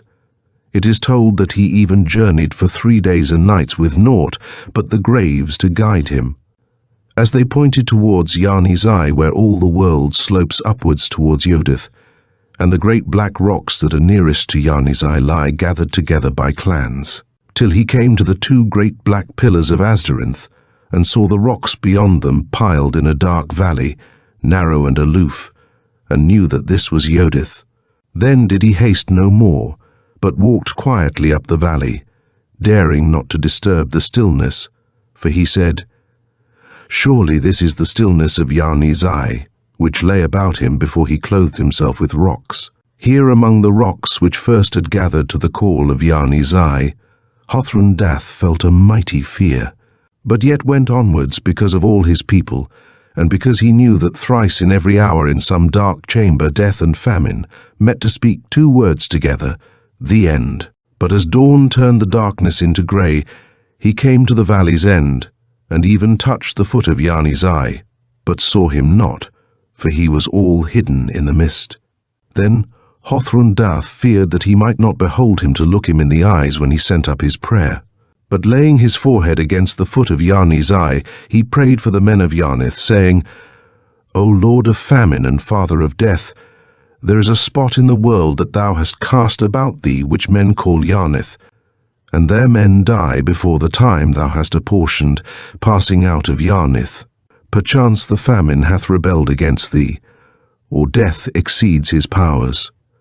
O Master of the world, drive out the famine as a moth out of thy cloak, lest the gods beyond that regard thee with their eyes, say, There is Yarnith's eye, and lo, his cloak is tattered. And in the mist no sign made Yarnith's eye. Then did Hothrun Dath pray to Yarnith's eye to make some sign with his uplifted hand, that he might know he heard him.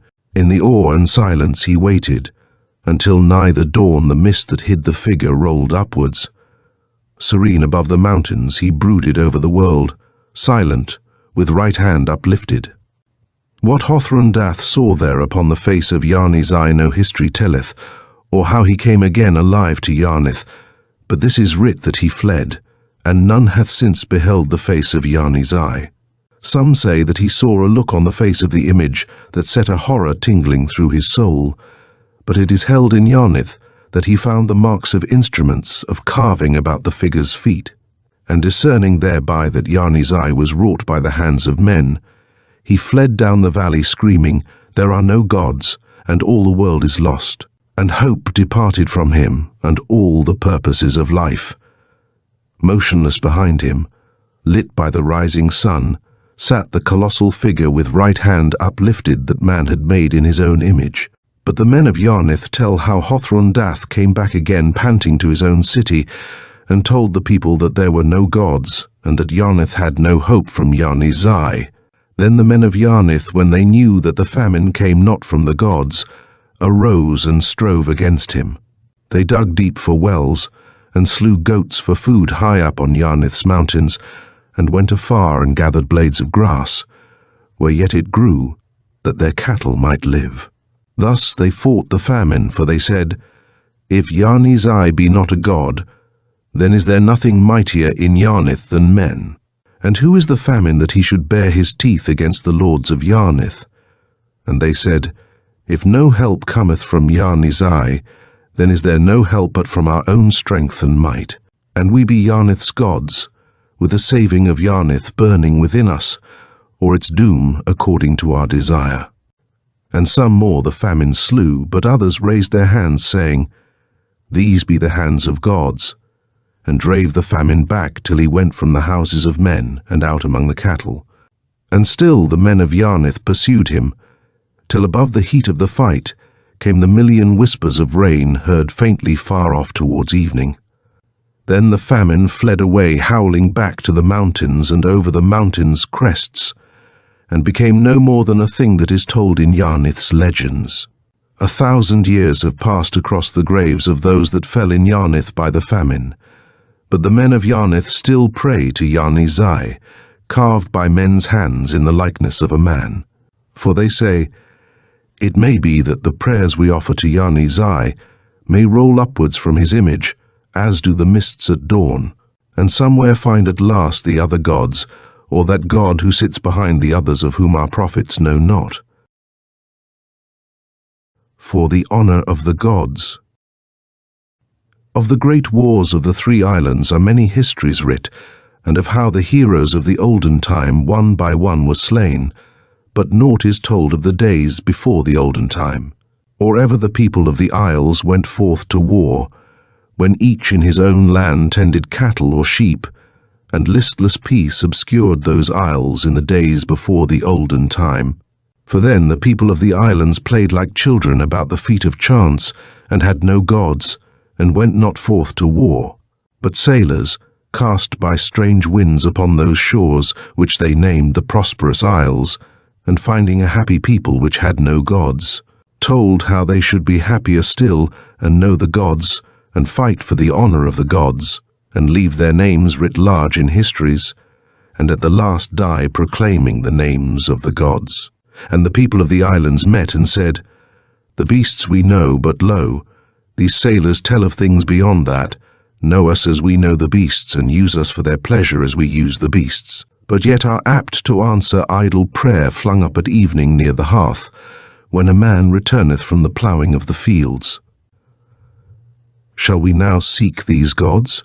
And some said, We are lords of the three islands, and have none to trouble us, and while we live we find prosperity, and when we die our bones have ease in the quiet.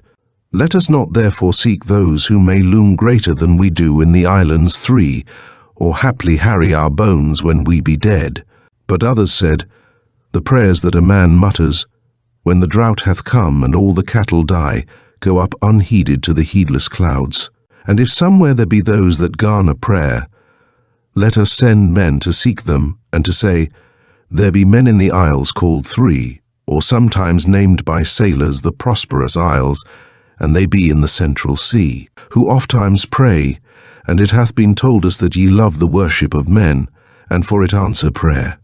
And we be travellers from the islands Three, and the people of the islands were greatly allured by the thought of strange things, neither men nor beasts, who at evening answered prayer.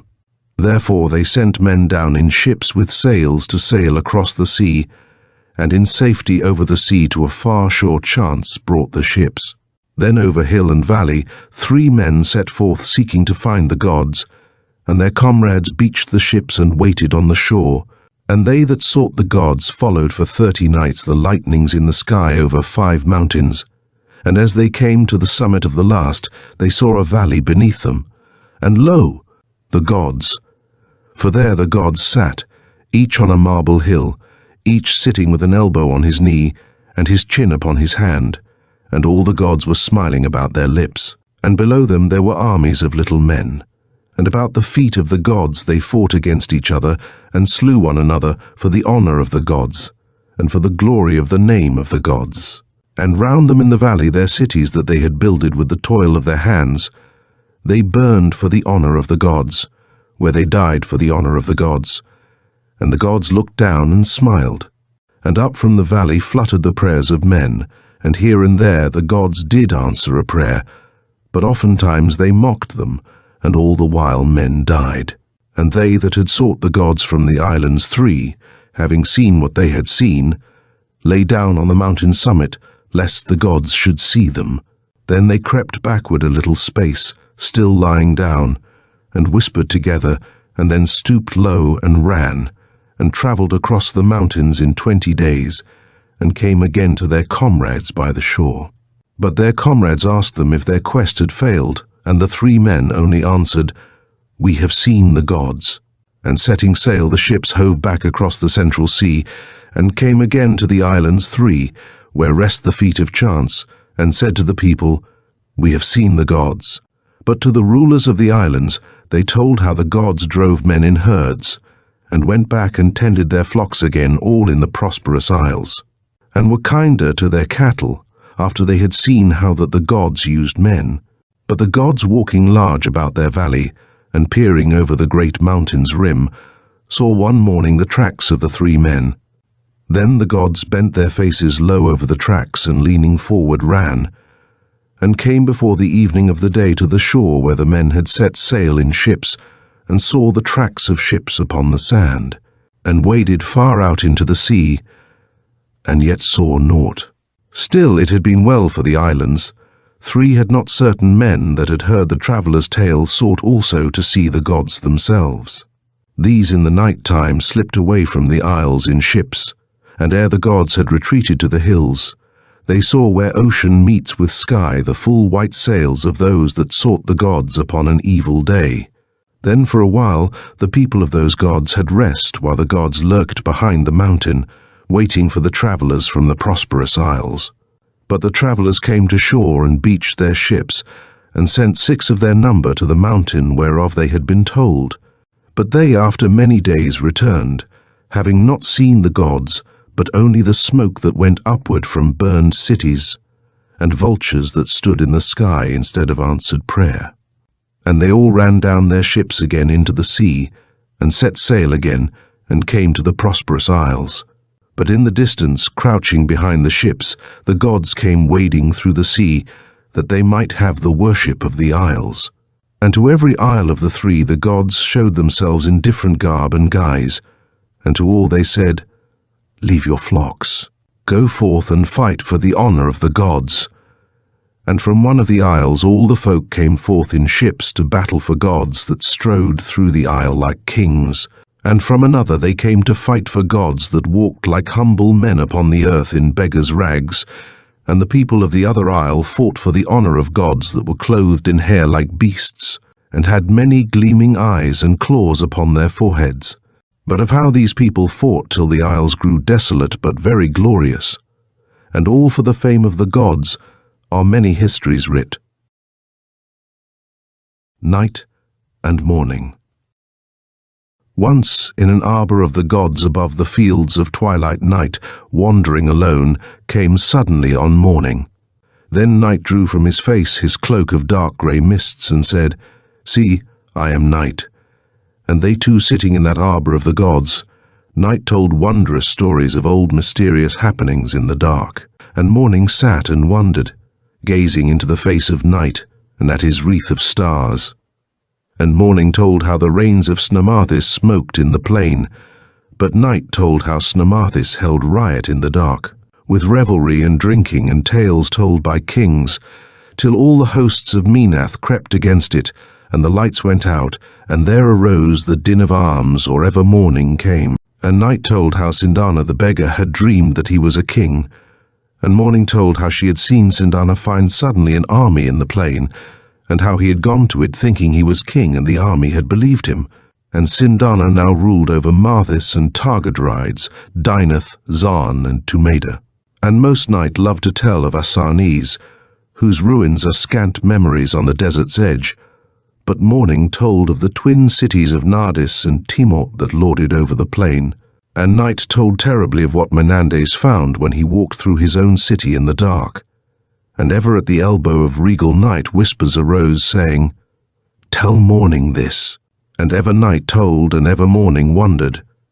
And Night spake on, and told what the dead had done when they came in the darkness on the king that had led them into battle once. And Night knew who slew Darnex and how it was done.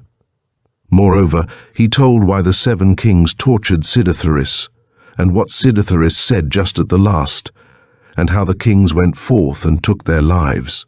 And Night told whose blood had stained the marble steps that lead to the temple in Ozan, and why the skull within it wears a golden crown, and whose soul is in the wolf that howls in the dark against the city. And Night knew whither the tigers go out of the Eurasian desert, and the place where they meet together, and who speaks to them, and what she says, and why.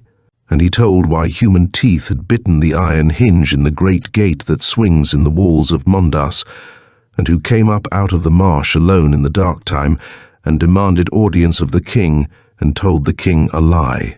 And how the king, believing it, went down into the vaults of his palace and found only toads and snakes, who slew the king. And he told of ventures in palace towers in the quiet, and knew the spell whereby a man might send the light of the moon right into the soul of his foe.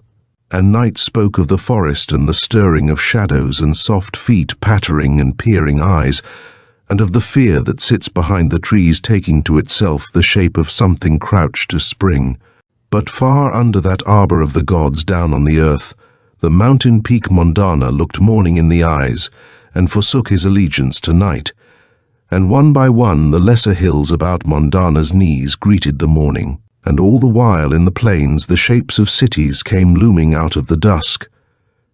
And Congros stood forth with all her pinnacles, and the winged figure of Posy carved upon the eastern portal of her gate, and the squat figure of Avarice carved facing it upon the west, and the bat began to tire of going up and down her streets, and already the owl was home, and the dark lions went up out of the plain back to their caves again.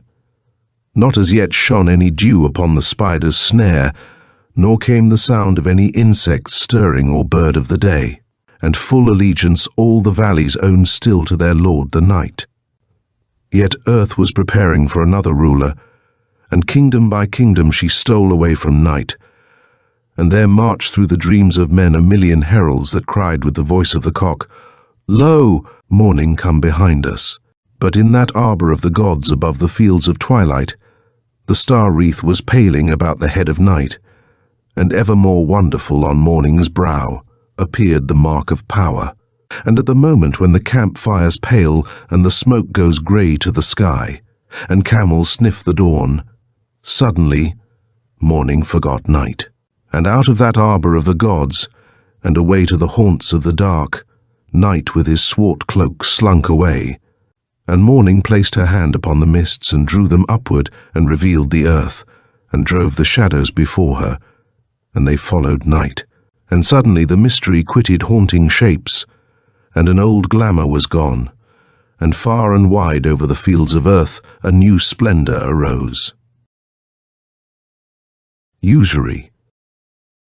The men of Zonu hold that Yarn is God, who sits as a usurer behind a heap of little lustrous gems and ever clutches at them with both his arms. Scarce larger than a drop of water are the gleaming jewels that lie under the grasping talons of Yarn, and every jewel is a life. Men tell in Zonu that the earth was empty when Yarn devised his plan, and on it no life stirred. Then Yarn lured to him shadows whose home was beyond the rim, who knew little of joys and naught of any sorrow, whose place was beyond the rim before the birth of time. These Yarn lured to him and showed them his heap of gems, and in the jewels there was light, and green fields glistened in them, and there were glimpses of blue sky and little streams, and very faintly little gardens showed that flowered in orchard lands, and some showed winds in the heaven, and some showed the arch of the sky with a waste plain drawn across it, with grasses bent in the wind and never aught but the plain. But the gems that changed the most had in their centre the ever-changing sea. Then the shadows gazed into the lives, and saw the green fields and the sea and earth, and the gardens of earth. And Yarn said, "I will loan you each a life, and you may do your work with it upon the scheme of things, and have each a shadow for his servant in green fields and in gardens. Only for these things you shall polish these lives with experience, and cut their edges with your griefs, and in the end shall return them again to me." And thereto the shadows consented, that they might have gleaming lives and have shadows for their servants. And this thing became the law. But the shadows, each with his life, departed and came to Zonu and to other lands, and there with experience they polished the lives of Yarn, and cut them with human griefs until they gleamed anew, and ever they found new scenes to gleam within these lives, and cities and sails and men shone in them where there had been before only green fields and sea. And ever Yarn the usurer cried out to remind them of their bargain. When men added to their lives scenes that were pleasant to Yarn, then was Yarn silent, but when they added scenes that pleased not the eyes of Yarn, then did he take a toll of sorrow from them because it was the law. But men forgot the usurer, and there arose some claiming to be wise in the law, who said that after their labour, which they wrought upon their lives, was done, those lives should be theirs to possess. So men took comfort from their toil and labour, and the grinding and cutting of their griefs. But as their lives began to shine with experience of many things, the thumb and forefinger of Yarn would suddenly close upon a life, and the man became a shadow. But away beyond the rim the shadows say, "We have greatly laboured for Yarn, and have gathered griefs in the world, and caused his lives to shine. and Yarn doeth naught for us. Far better had we stayed where no cares are, floating beyond the rim. And there the shadows fear lest ever again they be lured by specious promises to suffer usury at the hands of Yarn, who is overskilled in lore. Only Yarn sits and smiles, watching his hoard increase in preciousness, and hath no pity for the poor shadows whom he hath lured from their quiet to toil in the form of men. And ever Yarn lures more shadows and sends them to brighten his lives, sending the old lives out again to make them brighter still. And sometimes he gives to a shadow a life that was once a king's, and sendeth him with it down to the earth to play the part of a beggar. Or sometimes he sendeth a beggar's life to play the part of a king. What careth Yarn? The men of Zonu have been promised by those that claim to be wise in the lore that their lives which they have toiled at shall be theirs to possess forever. Yet the men of Zonu fear that Yarn is greater and overskilled in the lore. Moreover, it hath been said that time will bring the hour when the wealth of Yarn shall be such as his dreams have lusted for. Then shall Yarn leave the earth at rest and trouble the shadows no more, but sit and gloat with his unseemly face over his hoard of lives, for his soul is a usurer's soul. But others say, and they swear that this is true, that there are gods of old, who be far greater than Yarn, who made the law wherein Yarn is overskilled, and who will one day drive a bargain with him that shall be too hard for Yarn. Then Yarn shall wander away, a mean forgotten god, and perchance in some forsaken land shall haggle with the rain for a drop of water to drink. For his soul is a usurer's soul. And the lives, who knoweth the gods of old, or what their will shall be. Mlideen. Upon an evening of the forgotten years, the gods were seated upon Mora Nawut above Mlideen, holding the avalanche in leash. All in the middle city stood the temples of the city's priests, and hither came all the people of Mlideen to bring them gifts, and there it was the wont of the city's priests to carve them gods for Mlideen. For in a room apart in the temple of Eld, in the midst of the temples that stood in the middle city of Mlideen, there lay a book called the Book of Beautiful Devices, writ in a language that no man may read and writ long ago, telling how a man may make for himself gods that shall neither rage nor seek revenge against a little people. And ever the priests came forth from reading in the Book of Beautiful Devices, and ever they sought to make benignant gods, and all the gods that they made were different from each other. Only their eyes turned all upon Mlideen. But upon Mora Nawut for all of the forgotten years, the gods had waited and forborne, until the people of Mlideen should have carven 100 gods. Never came lightnings from Mora Nawut crashing upon Mlideen, nor blight on harvests, nor pestilence in the city. Only upon Mora Nawut the gods sat and smiled. The people of Mlideen had said, Yoma is God, and the gods sat and smiled. And after the forgetting of Yoma and the passing of years, the people had said, Zungari is God, and the gods sat and smiled. Then on the altar of Zungari a priest had set a figure squat, carven in purple agate, saying, Yazun is God. Still the gods sat and smiled. About the feet of Yonu, Bazun, Nidish and Sundrau had gone the worship of the people of Mlideen, and still the gods sat holding the avalanche in leash above the city. There set a great calm towards sunset over the heights, and Mora Nawut stood up still with gleaming snow, and into the hot city cool breezes blew from his benignant slopes as Tarsi Zalo, high prophet of Mlideen, carved out of a great sapphire the city's 100th god, and then upon Mora Nawut the gods turned away, saying, 100 infamies have now been wrought. And they looked no longer upon Mlideen, and held the avalanche no more in leash, and he leapt forward howling. Over the middle city of Mlideen now lies a mass of rocks, and on the rocks a new city is builded wherein people dwell who know not old Mlideen, and the gods are seated on Mora Nawut still. And in the new city men worship carven gods, and the number of the gods that they have carven is 99, and I, the prophet, have found a curious stone. and go to carve it into the likeness of a god for all Mlideen to worship. The secret of the gods. Zinni Mo, the small snake, saw the cool river gleaming before him afar off, and set out over the burning sand to reach it. Uldun, the prophet, came out of the desert and followed up the bank of the river towards his old home. 30 years since Uldun had left the city, where he was born, to live his life in a silent place where he might search for the secret of the gods. The name of his home was the city by the river, and in that city many prophets taught concerning many gods, and men made many secrets for themselves. But all the while none knew the secret of the gods, nor might any seek to find it, for if any sought, men said of him, "This man sins, for he giveth no worship to the gods that speak to our prophets by starlight when none heareth." And Uldun perceived that the mind of a man is as a garden, and that his thoughts are as the flowers, and the prophets of a man's city are as many gardeners who weed and trim, and who have made in the garden paths both smooth and straight, and only along these paths is a man's soul permitted to go, lest the gardeners say, "This soul transgresseth."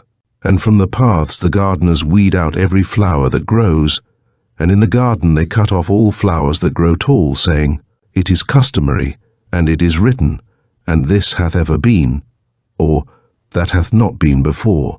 Therefore Uldun saw that not in that city might he discover the secret of the gods. And Uldun said to the people, "When the worlds began, the secret of the gods lay written clear over the whole earth, but the feet of many prophets have trampled it out.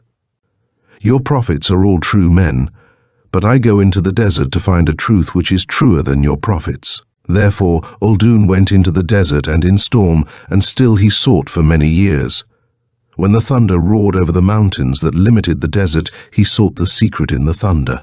But the gods spake not by the thunder.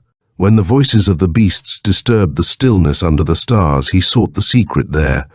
But the gods spake not by the beasts. Uldun grew old, and all the voices of the desert had spoken to Uldun, but not the gods, when one night he heard them whispering beyond the hills. And the gods whispered one to another, and turning their faces earthward they all wept. And Uldun, though he saw not the gods, yet saw their shadows turn as they went back to a great hollow in the hills. And there, all standing in the valley's mouth, they said, "O morning's eye, O oldest of the gods, the faith of thee is gone, and yesterday for the last time thy name was spoken upon earth." And turning earthward they all wept again. And the gods tore white clouds out of the sky, and draped them about the body of morning's eye, and bore him forth from his valley behind the hills, and muffled the mountain peaks with snow, and beat upon their summits with drumsticks carved of ebony, playing the dirge of the gods. And the echoes rolled about the passes, and the winds howled, because the faith of the olden days was gone, and with it had sped the soul of morning's eye. So through the mountain passes the gods came at night, bearing their dead father, and Uldun followed. And the gods came to a great sepulchre of onyx that stood upon 4 fluted pillars of white marble, each carved out of 4 mountains, and therein the gods laid morning's eye, because the old faith was fallen. And there at the tomb of their father the gods spake, and Uldun heard the secret of the gods. And it became to him a simple thing, such as a man might well guess, yet hath not. Then the soul of the desert arose and cast over the tomb its wreath of forgetfulness devised of drifting sand, and the gods strode home across the mountains to their hollow land. But Uldun left the desert and travelled many days, and so came to the river where it passes beyond the city to seek the sea, and following its bank came near to his old home. And the people of the city by the river, seeing him far off, cried out, "Hast thou found the secret of the gods?" And he answered, "I have found it, and the secret of the gods is this." Zinni Mo, the small snake, seeing the figure and the shadow of a man between him and the cool river, raised his head and struck once. And the gods are pleased with Zinni Mo, and have called him the protector of the secret of the gods. The South Wind. 2 players sat down to play a game together to while eternity away, and they chose the gods as pieces wherewith to play their game, and for their board of playing they chose the sky from rim to rim, whereon lay a little dust, and every speck of dust was a world upon the board of playing, and the players were robed and their faces veiled, and the robes and veils were alike, and their names were Fate and Chance. And as they played their game and moved the gods hither and thither about the board, the dust arose and shone in the light from the players' eyes that gleamed behind the veils. Then said the gods, "See how we stir the dust." It chanced, or was ordained, who knoweth which, that Ord, a prophet, one night saw the gods as they strode knee-deep among the stars. But as he gave them worship, he saw the hand of a player, enormous over their heads, stretched out to make his move. Then Ord, the prophet, knew. Had he been silent, it might have still been well with Ord, but Ord went about the world crying out to all men, "There is a power over the gods." This the gods heard. Then said they, "Ord hath seen. Terrible is the vengeance of the gods, and fierce were their eyes when they looked on the head of Ord, and snatched out of his mind all knowledge of themselves. And that man's soul went wandering afield to find for itself gods, for ever finding them not. Then out of Ord's dream of life the gods plucked the moon and the stars, and in the night time he only saw black sky, and saw the lights no more. Next the gods took from him, for their vengeance resteth not, the birds and butterflies, flowers and leaves and insects and all small things. And the prophet looked on the world that was strangely altered, yet knew not of the anger of the gods. Then the gods sent away his familiar hills to be seen no more by him, and all the pleasant woodlands on their summits and the further fields. And in a narrower world Ord walked round and round, now seeing little, and his soul still wandered searching for some gods and finding none. Lastly the gods took away the fields and stream, and left to the prophet only his house and the larger things that were in it. Day by day they crept about him, drawing films of mist between him and familiar things, till at last he beheld naught at all, and was quite blind and unaware of the anger of the gods. Then Ord's world became only a world of sound, and only by hearing he kept his hold upon things. All the profit that he had out of his days was here some song from the hills, or there the voice of the birds, and sound of the stream, or the drip of the falling rain. But the anger of the gods ceases not with the closing of flowers, nor is it assuaged by all the winter's snows, nor doth it rest in the full glare of summer. And they snatched away from Ord one night his world of sound, and he awoke deaf. But as a man may smite away the hive of the bee, and the bee with all his fellows builds again, knowing not what hath smitten his hive, or that it shall smite again. So Ord built for himself a world out of old memories, and set it in the past. There he builded himself cities out of former joys, and therein built palaces of mighty things achieved. And with his memory as a key he opened golden locks, and had still a world to live in, though the gods had taken from him the world of sound, and all the world of sight. But the gods tire not from pursuing, and they seized his world of former things, and took his memory away, and covered up the paths that led into the past, and left him blind and deaf and forgetful among men, and caused all men to know that this was he who once had said that the gods were little things. And lastly the gods took his soul, and out of it they fashioned the south wind to roam the seas for ever and not have rest. And well the south wind knows that he hath once understood somewhere and long ago, and so he moans to the islands and cries along southern shores, "I have known, and I have known." But all things sleep when the south wind speaks to them, and none heed his cry that he hath known, but are rather content to sleep. But still the south wind, knowing that there is something that he hath forgot, goes on crying, "I have known," seeking to urge men to arise and to discover it. But none heed the sorrows of the south wind, even when he driveth his tears out of the south, so that though the south wind cries on, and never findeth rest, none heed that there is aught that may be known, and the secret of the gods is safe. But the business of the south wind is with the north, And it is said that the time will one day come when he shall overcome the bergs and sink the seas of ice, and come where the secret of the gods is graven upon the pole. And the game of fate and chance shall suddenly cease, and he that loses shall cease to be or ever to have been, and from the board of playing fate or chance, who knoweth which shall win, shall sweep the gods away. In the land of time.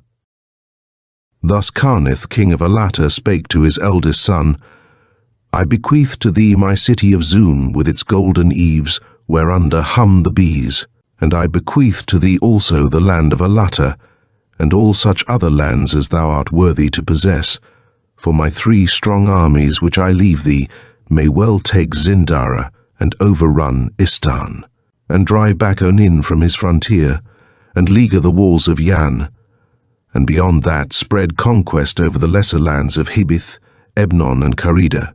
Only lead not thine armies against Zinar, nor ever cross the Adis. Thereat in the city of Zun in the land of Alatta, under his golden eaves, died King Yarnith, and his soul went whither had gone the souls of his sires the elder kings, and the souls of their slaves. Then Yarnith Zo, the new king, took the iron crown of Alatta, and afterwards went down to the plains that encircle Zun, and found his 3 strong armies clamouring to be led against Zinar over the river Adis. But the new king came back from his armies, and all one night in the great palace alone with his iron crown, pondered long upon war. And a little before dawn, he saw dimly through his palace window, facing east over the city of Zun and across the fields of Alatta, to far off where a valley opened on Istan. There, as he pondered, he saw the smoke arising tall and straight over small houses in the plain and the fields where the sheep fed. Later the sun rose shining over Alatta as it shone over Istan, and there arose a stir about the houses both in Alatta and Istan. And cocks crowed in the city, and men went out into the fields among the bleating sheep, and the king wondered if men did otherwise in Istan. And men and women met as they went out to work, and the sound of laughter arose from streets and fields. The king's eyes gazed into the distance toward Istan, and still the smoke went upward tall and straight from the small houses. And the sun rose higher that shone upon Alatta and Istan, causing the flowers to open wide in each, and the birds to sing, and the voices of men and women to arise. And in the marketplace of Zun caravans were a stir that set out to carry merchandise to Istan, and afterwards passed camels coming to Alatta with many tinkling bells. All this the king saw as he pondered much, who had not pondered before. Westward the Agnid mountains frowned in the distance guarding the river Adis. Behind them the fierce people of Zinar lived in a bleak land. Later the king, going abroad through his new kingdom, came on the temple of the gods of old. There he found the roof shattered, and the marble columns broken, and tall weeds met together in the inner shrine, and the gods of old, bereft of worship or sacrifice, neglected and forgotten. And the king asked of his counselors who it was that had overturned this temple of the gods, or caused the gods themselves to be thus forsaken. And they answered him, Time has done this. Next the king came upon a man bent and crippled, whose face was furrowed and worn. And the king, having seen no such sight within the court of his father, said to the man, Who hath done this thing to you? And the old man answered, Time hath ruthlessly done it. But the king and his counselors went on, and next they came upon a body of men, carrying among them a hearse. And the king asked his counselors closely concerning death, for these things had not before been expounded to the king. And the oldest of the counselors answered, Death, O king, is a gift sent by the gods by the hand of their servant Time, and some receive it gladly, and some are forced reluctantly to take it. And before others, it is suddenly flung in the middle of the day. And with this gift that Time hath brought him from the gods, a man must go forth into the dark to possess no other thing for so long as the gods are willing. But the king went back to his palace, and gathered the greatest of his prophets and his counselors, and asked them more particularly concerning Time. And they told the king how that Time was a great figure, standing like a tall shadow in the dusk, or striding, unseen, across the world, and how that he was the slave of the gods and did their bidding, but ever chose new masters, and how all the former masters of time were dead, and their shrines forgotten. And one said, I've seen him once when I went down to play again in the garden of my childhood because of certain memories, and it was towards evening, and the light was pale, and I saw Time standing over the little gate, pale like the light, and he stood between me and that garden, and had stolen my memories because he was mightier than I.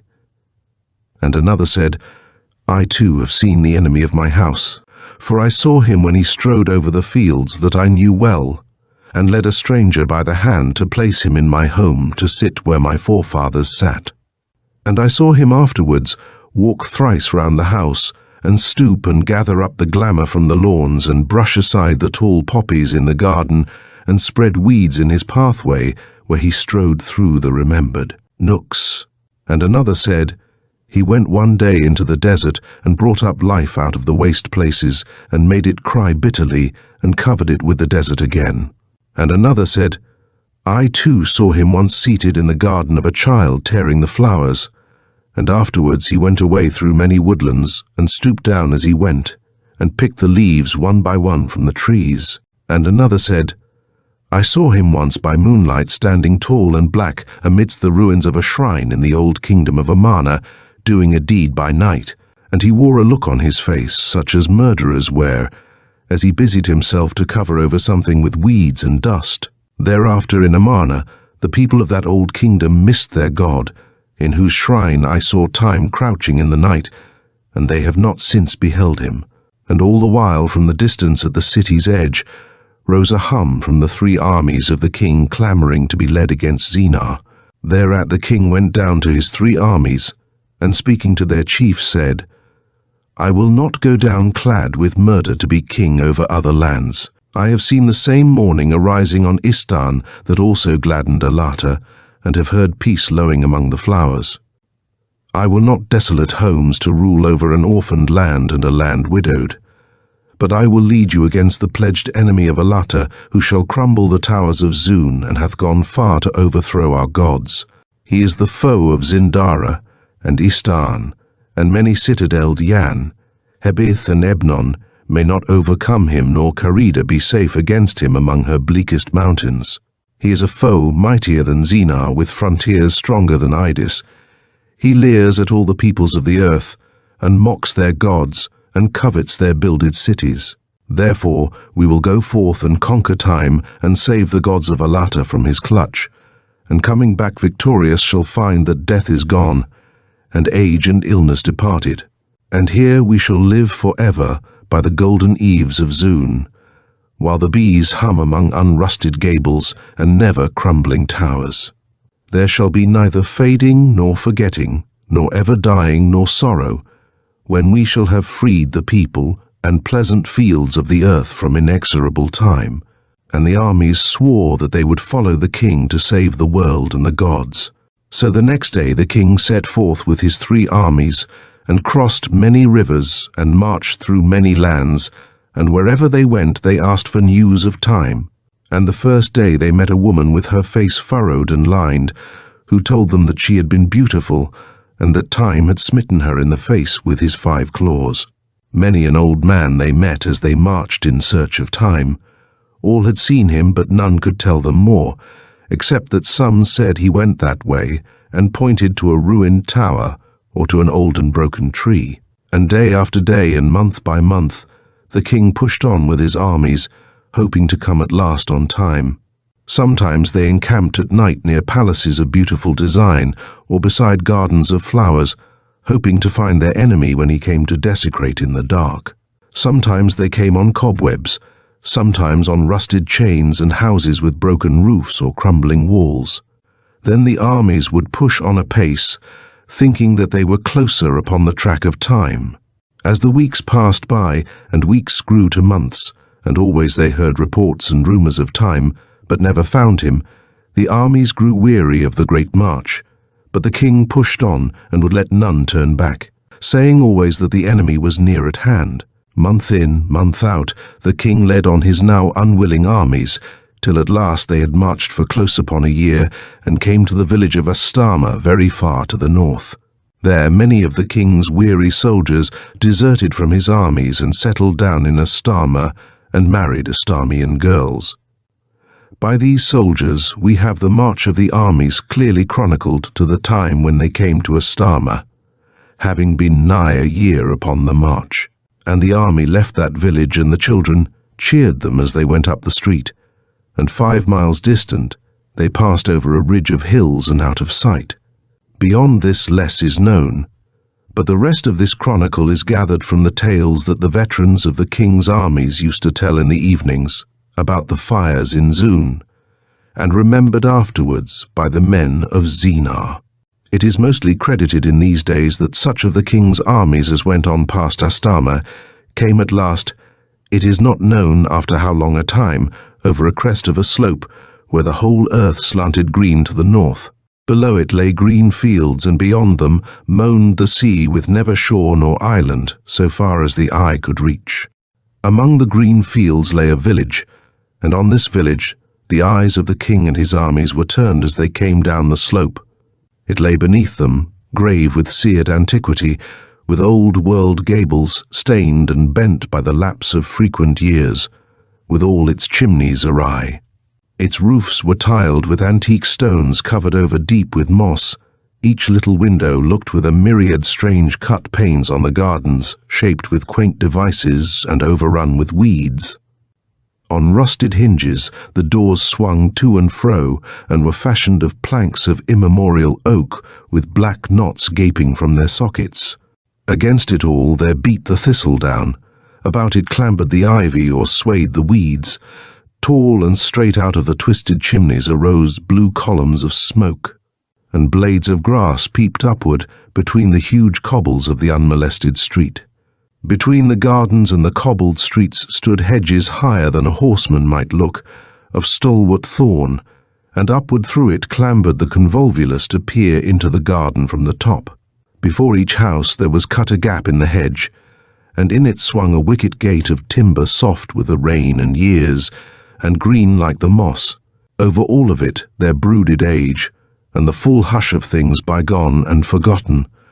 Upon this derelict that the years had cast up out of antiquity, the king and his armies gazed long. Then on the hill slope the king made his armies halt, and went down alone with one of his chiefs into the village.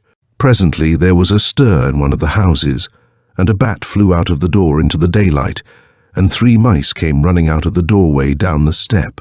An old stone cracked in two and held together by moss, and there followed an old man bending on a stick with a white beard coming to the ground, wearing clothes that were glossed with use. And presently there came others out of the other houses, all of them as old, and all hobbling on sticks. These were the oldest people that the king had ever beheld, and he asked them the name of the village and who they were, and one of them answered, "This is the city of the aged in the territory of Time." And the king said, "Is Time then here?" And one of the old men pointed to a great castle standing on a steep hill and said, "Therein dwells Time, and we are his people." And they all looked curiously at King Carnith Zo, and the eldest of the villagers spoke again and said, "Whence do you come, you that are so young?" And Carnith Zo told him how he had come to conquer Time to save the world and the gods, and asked them whence they came. And the villagers said, "We are older than always, and know not whence we came, but we are the people of Time. And here from the edge of everything he sends out his hours to assail the world, and you may never conquer Time." But the king went back to his armies, and pointed towards the castle on the hill, and told them that at last they had found the enemy of the earth. And they that were older than always went back slowly into their houses with the creaking of olden doors. And there they went across the fields and past the village. From one of his towers Time eyed them all the while, and in battle order they closed in on the steep hill as Time sat still in his great tower and watched. But as the feet of the foremost touched the edge of the hill, Time hurled 5 years against them, and the years passed over their heads, and the army still came on, an army of older men. But the slope seemed steeper to the king, and to every man in his army, and they breathed more heavily. And Time summoned up more years, and one by one he hurled them at Carnith Zo and at all his men. And the knees of the army stiffened, and their beards grew and turned grey, and the hours and days and the months went singing over their heads, and their hair turned whiter and whiter, and the conquering hours bore down. And the years rushed on and swept the youth of that army clear away, till they came face to face under the walls of the Castle of Time with a mass of howling years, and found the top of the slope too steep for aged men. Slowly and painfully, harassed with agues and chills, the king rallied his aged army that tottered down the slope. Slowly the king led back his warriors over whose heads had shrieked the triumphant years.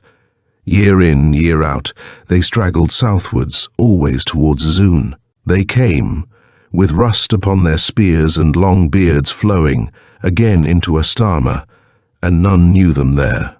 They passed again by towns and villages, where once they had inquired curiously concerning Time, and none knew them there either.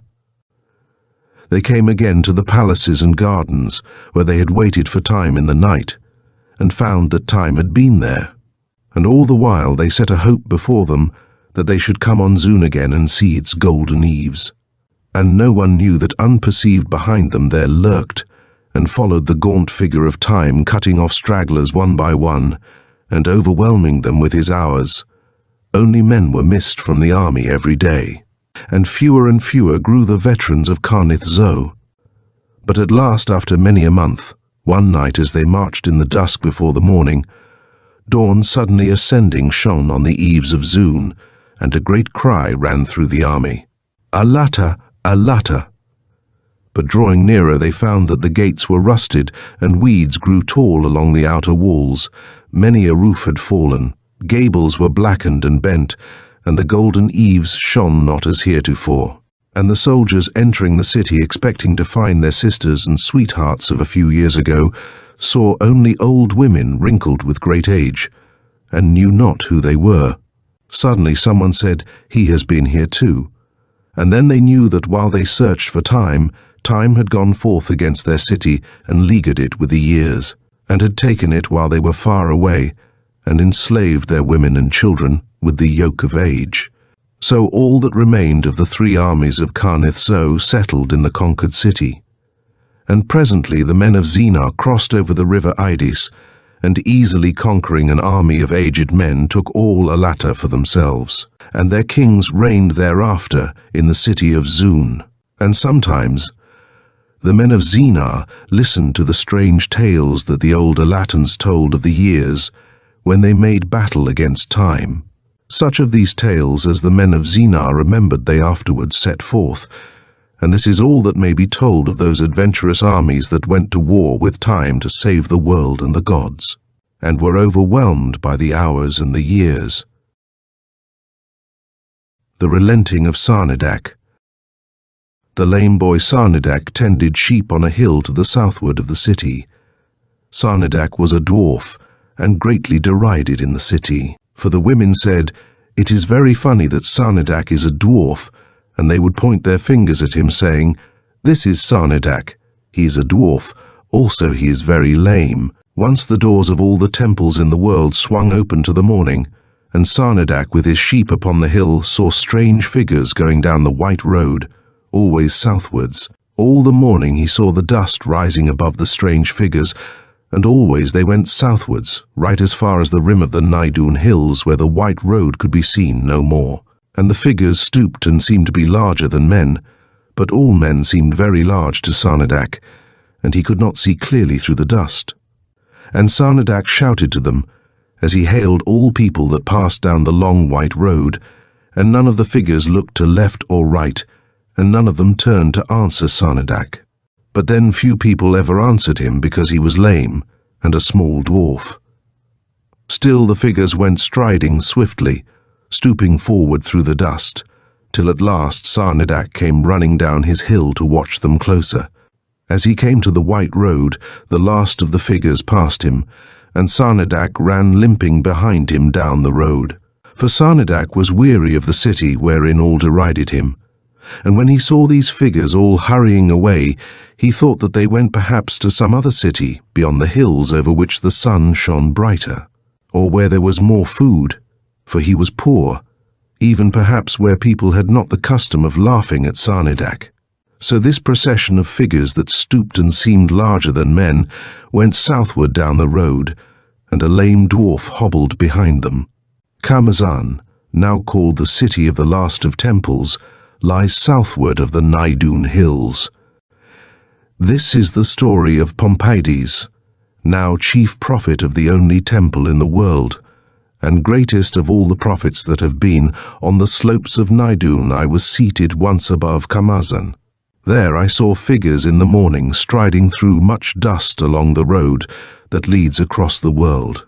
Striding up the hill they came towards me, not with the gait of men, and soon the first one came to the crest of the hill, where the road dips to find the plains again, where lies Camazan. And now I swear by all the gods that are gone that this thing happened as I shall say it, and was surely so. When those that came striding up the hill came to its summit, they took not the road that goes down into the plains, nor trod the dust any longer, but went straight on and upwards, striding as they strode before, as though the hill had not ended, nor the road dipped. And they strode as though they trod no yielding substance, yet they stepped upwards through the air. This the gods did, for they were not born men who strode that day so strangely away from earth. But I, when I saw this thing, when already 3 had passed me, leaving earth, cried out before the 4th, Gods of my childhood, guardians of little homes, whither are ye going, leaving the round earth to swim alone and forgotten in so great a waste of sky? And one answered, Heresy apace shoots her fierce glare over the world, and men's faith grows dim, and the gods go. Men shall make iron gods and gods of steel when the wind and the ivy meet within the shrines of the temples of the gods of old. And I left that place as a man leaves fire by night, and going plainwards down the white road that the gods spurned, cried out to all that I passed to follow me, and so crying came to the city's gates. And there I shouted to all near the gates, From yonder hilltop the gods are leaving earth. Then I gathered many, and we all hastened to the hill to pray the gods to tarry, and there we cried out to the last of the departing gods, Gods of old prophecy and of men's hopes, leave not the earth, and all our worship shall hum about your ears as never it hath before, and oft the sacrifice shall squeal upon your altars. And I said, Gods of still evenings and quiet nights, go not from earth and leave not your carven shrines, and all men shall worship you still. For between us and yonder still blue spaces oft roam the thunder and the storms, there in his hiding lurks the dark eclipse. And there are stored all snows and hails and lightnings that shall vex the earth for 1,000,000 years. Gods of our hopes, how shall men's prayers crying from empty shrines pass through such terrible spaces? How shall they ever fare above the thunder and many storms to whatever place the gods may go in that blue waste beyond? But the gods bent straight forward and trampled through the sky, and looked not to the right, nor left, nor downwards, nor ever heeded my prayer.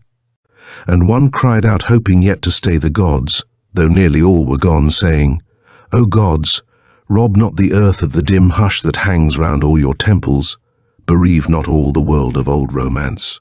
Take not the glamour from the moonlight, nor tear the wonder out of the white mists in every land, for, O ye gods of the childhood of the world, when you have left the earth, you shall have taken the mystery from the sea, and all its glory from antiquity, and you shall have wrenched out hope from the dim future. There shall be no strange cries at night time half understood, nor songs in the twilight, and the whole of the wonder shall have died with last year's flowers in little gardens or hill slopes leaning south. For with the gods must go the enchantment of the plains and all the magic of dark woods, and something shall be lacking from the quiet of early dawn. For it would scarce befit the gods to leave the earth and not take with them that which they had given it. Out beyond the still blue spaces, ye will need the holiness of sunset for yourselves, and little sacred memories, and the thrill that is in stories told by firesides long ago. One strain of music, one song, one line of poetry and one kiss, and a memory of one pool with rushes, and each one the best, shall the gods take to whom the best belongs, when the gods go. Sing a lamentation, people of Camazan, sing a lamentation for all the children of earth at the feet of the departing gods. Sing a lamentation for the children of earth who now must carry their prayers to empty shrines, and around empty shrines must rest at last. Then when our prayers were ended and our tears shed, we beheld the last and smallest of the gods halted upon the hilltop. Twice he called to them with a cry somewhat like the cry wherewith our shepherds hail their brethren, and long gazed after them, and then deigned to look no longer, and to tarry upon earth, and turn his eyes on men. Then a great shout went up, when we saw that our hopes were saved, and that there was still on earth a haven for our prayers. Smaller than men now seemed the figures that had loomed so big, as one behind the other far over our heads they still strode upwards. But the small god that had pitied the world came with us down the hill, still deigning to tread the road, though strangely not as men tread, and into Camazan. There we housed him in the palace of the king, for that was before the building of the temple of gold, and the king made sacrifice before him with his own hands. And he that had pitied the world did eat the flesh of the sacrifice. And the book of the knowledge of the gods in Camazan tells how the small god that pitied the world told his prophets that his name was Sarnidac, and that he herded sheep, and that therefore he is called the shepherd god. And sheep are sacrificed upon his altars thrice a day, and the north, east, west, and the south are the four hurdles of Sarnidac, and the white clouds are his sheep. And the book of the knowledge of the gods tells further how the day on which Pompeides found the gods shall be kept forever as a fast until the evening, and called the fast of the departing. But in the evening shall a feast be held which is named the Feast of the Relenting, for on that evening Sarnidac pitied the whole world and tarried. And the people of Camazan all prayed to Sarnidac, and dreamed their dreams, and hoped their hopes, because their temple was not empty. Whether the gods that are departed be greater than Sarnidac, none know in Camazan, but some believe that in their azure windows they have set lights that lost prayers swarming upwards may come to them like moths, and at last find haven and light far up above the evening and the stillness where sit the gods. But Sarnidac wondered at the strange figures, at the people of Camazan, and at the palace of the king and the customs of the prophets, but wondered not more greatly at aught in Camazan than he had wondered at the city which he had left. For Sarnidac, who had not known why men were unkind to him, thought that he had found at last the land for which the gods had let him hope, where men should have the custom of being kind to Sarnidac. The Jest of the Gods. Once the older gods had need of laughter. Therefore they made the soul of a king, and set in it ambitions greater than kings should have, and lust for territories beyond the lust of other kings. And in this soul they set strength beyond the strength of others, and fierce desire for power, and a strong pride. Then the gods pointed earthward and sent that soul into the fields of men to live in the body of a slave. And the slave grew, and the pride and lust for power began to arise in his heart, and he wore shackles on his arms. Then in the fields of twilight the gods prepared to laugh. But the slave went down to the shore of the great sea, and cast his body away and the shackles that were upon it, and strode back to the fields of twilight, and stood up before the gods and looked them in their faces. This thing the gods, when they had prepared to laugh, had not foreseen. Lust for power burned strong in that king's soul, and there was all the strength and pride in it that the gods had placed therein, and he was too strong for the older gods. He whose body had borne the lashes of men could brook no longer the dominion of the gods, and standing before them he bade the gods to go. Up to their lips leapt all the anger of the older gods, being for the first time commanded. But the king's soul faced them still, and their anger died away, and they averted their eyes. Then their thrones became empty, and the fields of twilight bare as the gods slunk far away. But the soul chose new companions. The dreams of the prophet. 1. When the gods drave me forth to toil, and assailed me with thirst and beat me down with hunger, then I prayed to the gods. When the gods smote the cities wherein I dwelt, and when their anger scorched me and their eyes burned, then did I praise the gods and offer sacrifice. But when I came again to my green land, and found that all was gone, and the old mysterious haunts wherein I prayed as a child were gone, and when the gods tore up the dust and even the spider's web from the last remembered nook, then did I curse the gods, speaking it to their faces, saying, Gods of my prayers, gods of my sacrifice, because ye have forgotten the sacred places of my childhood, and they have therefore ceased to be, yet may I not forget. Because ye have done this thing, ye shall see cold altars, and shall lack both my fear and praise. I shall not wince at your lightnings, nor be awed when ye go by. Then looking seawards I stood and cursed the gods, and at this moment there came to me one in the garb of a poet, who said, Curse not the gods. And I said to him, Wherefore should I not curse those that have stolen my sacred places in the night, and trodden down the gardens of my childhood? And he said, Come, and I will show thee. And I followed him to where 2 camels stood with their faces towards the desert. And we set out, and I travelled with him for a great space, he speaking never a word. And so we came at last to a waste valley hid in the desert's midst, and herein, like fallen moons, I saw vast ribs that stood up white out of the sand, higher than the hills of the desert, and here and there lay the enormous shapes of skulls like the white marble domes of palaces built for tyrannous kings a long while since by armies of driven slaves. Also there lay in the desert other bones, the bones of vast legs and arms, against which the desert, like a besieging sea, ever advanced and already had half drowned. And as I gazed in wonder at these colossal things, the poet said to me, The gods are dead. And I gazed long in silence, and I said, These fingers, that are now so dead and so very white and still, tore once the flowers in gardens of my youth.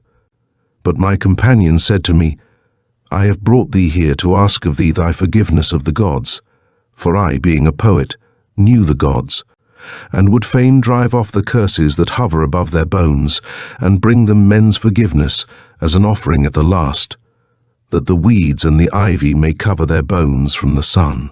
And I said, They made remorse with his fur grey like a rainy evening in the autumn, with many rending claws, and pain with his hot hands and lingering feet, and fear like a rat with 2 cold teeth carved each out of the ice of either pole, and anger with the swift flight of the dragonfly in summer having burning eyes. I will not forgive these gods. But the poet said, Canst thou be angry with these beautiful white bones? And I looked long at those curved and beautiful bones that were no longer able to hurt the smallest creature in all the worlds that they had made. And I thought long of the evil that they had done, and also of the good. But when I thought of their great hands coming red and wet from battles to make a primrose for a child to pick, then I forgave the gods, and a gentle rain came falling out of heaven, and stilled the restless sand, and a soft green moss grew suddenly, and covered the bones till they looked like strange green hills. And I heard a cry, and awoke, and found that I had dreamed, and looking out of my house into the street, I found that a flash of lightning had killed a child. Then I knew that the gods still lived. 2. I lay asleep in the poppy fields of the gods in the valley of Alderon, where the gods come by night to meet together in council when the moon is low. And I dreamed that this was the secret. Fate and chance had played their game and ended, and all was over, all the hopes and tears, regrets, desires and sorrows, things that men wept for and unremembered things, and kingdoms and little gardens and the sea, and the worlds and the moons and the suns, and what remained was nothing, having neither colour nor sound. Then said fate to chance, Let us play our old game again. And they played it again together, using the gods as pieces, as they had played it oft before, so that those things which have been shall all be again, and under the same bank in the same land, a sudden glare of sunlight on the same spring day shall bring the same daffodil to bloom once more, and the same child shall pick it, and not regretted shall be the billion years that fell between, and the same old faces shall be seen again, yet not bereaved of their familiar haunts. And you and I shall in a garden meet again upon an afternoon in summer, when the sun stands midway between his zenith and the sea, where we met oft before. For fate and chance play but one game together with every move the same, and they play it oft to while eternity away. Part 2. The Journey of the King. One day the king turned to the women that danced and said to them, "Dance no more," and those that bore the wine in jewelled cups he sent away. The palace of King Eberlon was emptied of sound of song, and there rose the voices of heralds crying in the streets to find the prophets of the land. Then went the dancers, the cupbearer, and the singers down into the hard streets among the houses, pattering leaves, sylvan fountain and summer lightning, the dancers whose feet the gods had not devised for stony ways, which had only danced for princes. And with them went the singer, soul of the south, and the sweet singer, dream of the sea, whose voices the gods had attuned to the ears of kings. And old Istan the cupbearer left his life's work in the palace to tread the common ways, he that had stood at the elbows of 3 kings of Zarkhandu, and had watched his ancient vintage feeding their valor and mirth as the waters of Tondaris feed the green plains to the south. Ever he had stood grave among their jests, but his heart warmed itself solely by the fire of the mirth of kings. He too, with the singers and dancers, went out into the dark, and throughout the land the heralds sought out the prophets thereof. Then one evening, as King Eberlon sat alone within his palace, there were brought before him all who had repute for wisdom, and who wrote the histories of the times to be. Then the king spake, saying, "The king goeth upon a journey with many horses, yet riding upon none, when the pomp of travelling shall be heard in the streets, and the sound of the lute and the drum, and the name of the king. And I would know what princes and what people shall greet me on the other shore in the land to which I travel." Then fell a hush upon the prophets, for they murmured, "All knowledge is with the king." Then said the king, "Thou first, Saman, high prophet of the temple of gold in Azinorn, answer, or thou shalt write no more the history of the times to be, but shalt toil with thy hand to make record of the little happenings of the days that were, as do the common men." Then said Saman, "All knowledge is with the king, and when the pomp of travelling shall be heard in the streets, and the slow horses whereon the king rideth not go behind lute and drum, then as the king well knoweth. Thou shalt go down to the great white house of kings, and, entering the portals where none are worthy to follow, shalt make obeisance alone to all the elder kings of Zarkhandu, whose bones are seated upon golden thrones grasping their sceptres still. Therein thou shalt go with robes and sceptre through the marble porch, but thou shalt leave behind thee thy gleaming crown, that others may wear it. And as the times go by, come in to swell the number of the 30 kings that sit in the great white house on golden thrones. There is one doorway in the great white house, and it stands wide with marble portals yawning for kings. But when it shall receive thee, and thine obeisance hath been made because of thine obligation to the 30 kings, thou shalt find at the back of the house an unknown door through which the soul of a king may just pass, and leaving thy bones upon a golden throne, thou shalt go unseen out of the great white house to tread the velvet spaces that lie among the worlds. Then, O king, it were well to travel fast and not to tarry about the houses of men, as do the souls of some who still bewail the sudden murder that sent them upon the journey before their time, and who, being yet loth to go, linger in dark chambers all the night. These, setting forth to travel in the dawn and travelling all the day, see earth behind them gleaming when evening falls, and again are loth to leave its pleasant haunts, and come back again through dark woods and up into some old love chamber, and ever tarry between home and flight and find no rest. Thou wilt set forth at once because the journey is far and lasts for many hours. But the hours on the velvet spaces are the hours of the gods, and we may not say what time such an hour may be if reckoned in mortal years. At last thou shalt come to a grey place filled with mist, with grey shapes standing before it which are altars, and on the altars rise small red flames from dying fires that scarce illumine the mist. And in the mist it is dark and cold, because the fires are low. These are the altars of the people's faiths, and the flames are the worship of men, and through the mist the gods of old go groping in the dark and in the cold. There thou shalt hear a voice cry feebly, Inyani, Inyani, Lord of the thunder, where art thou, for I cannot see? And a voice shall answer faintly in the cold, O maker of many worlds, I am here. And in that place the gods of old are nearly deaf, for the prayers of men grow few. They are nigh blind, because the fires burn low upon the altars of men's faiths, and they are very cold. And all about the place of mist there lies a moaning sea, which is called the Sea of Souls.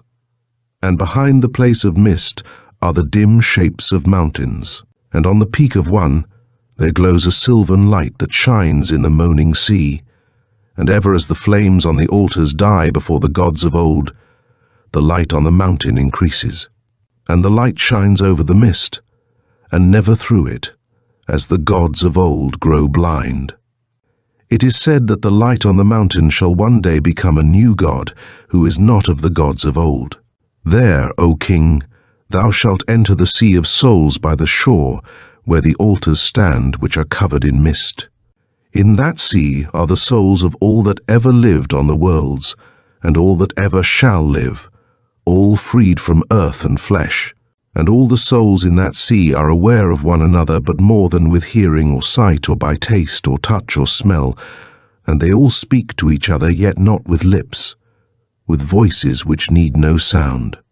And over the sea lies music as winds o'er an ocean on earth, and there, unfettered by language, great thoughts set outward through the souls as on earth the currents go.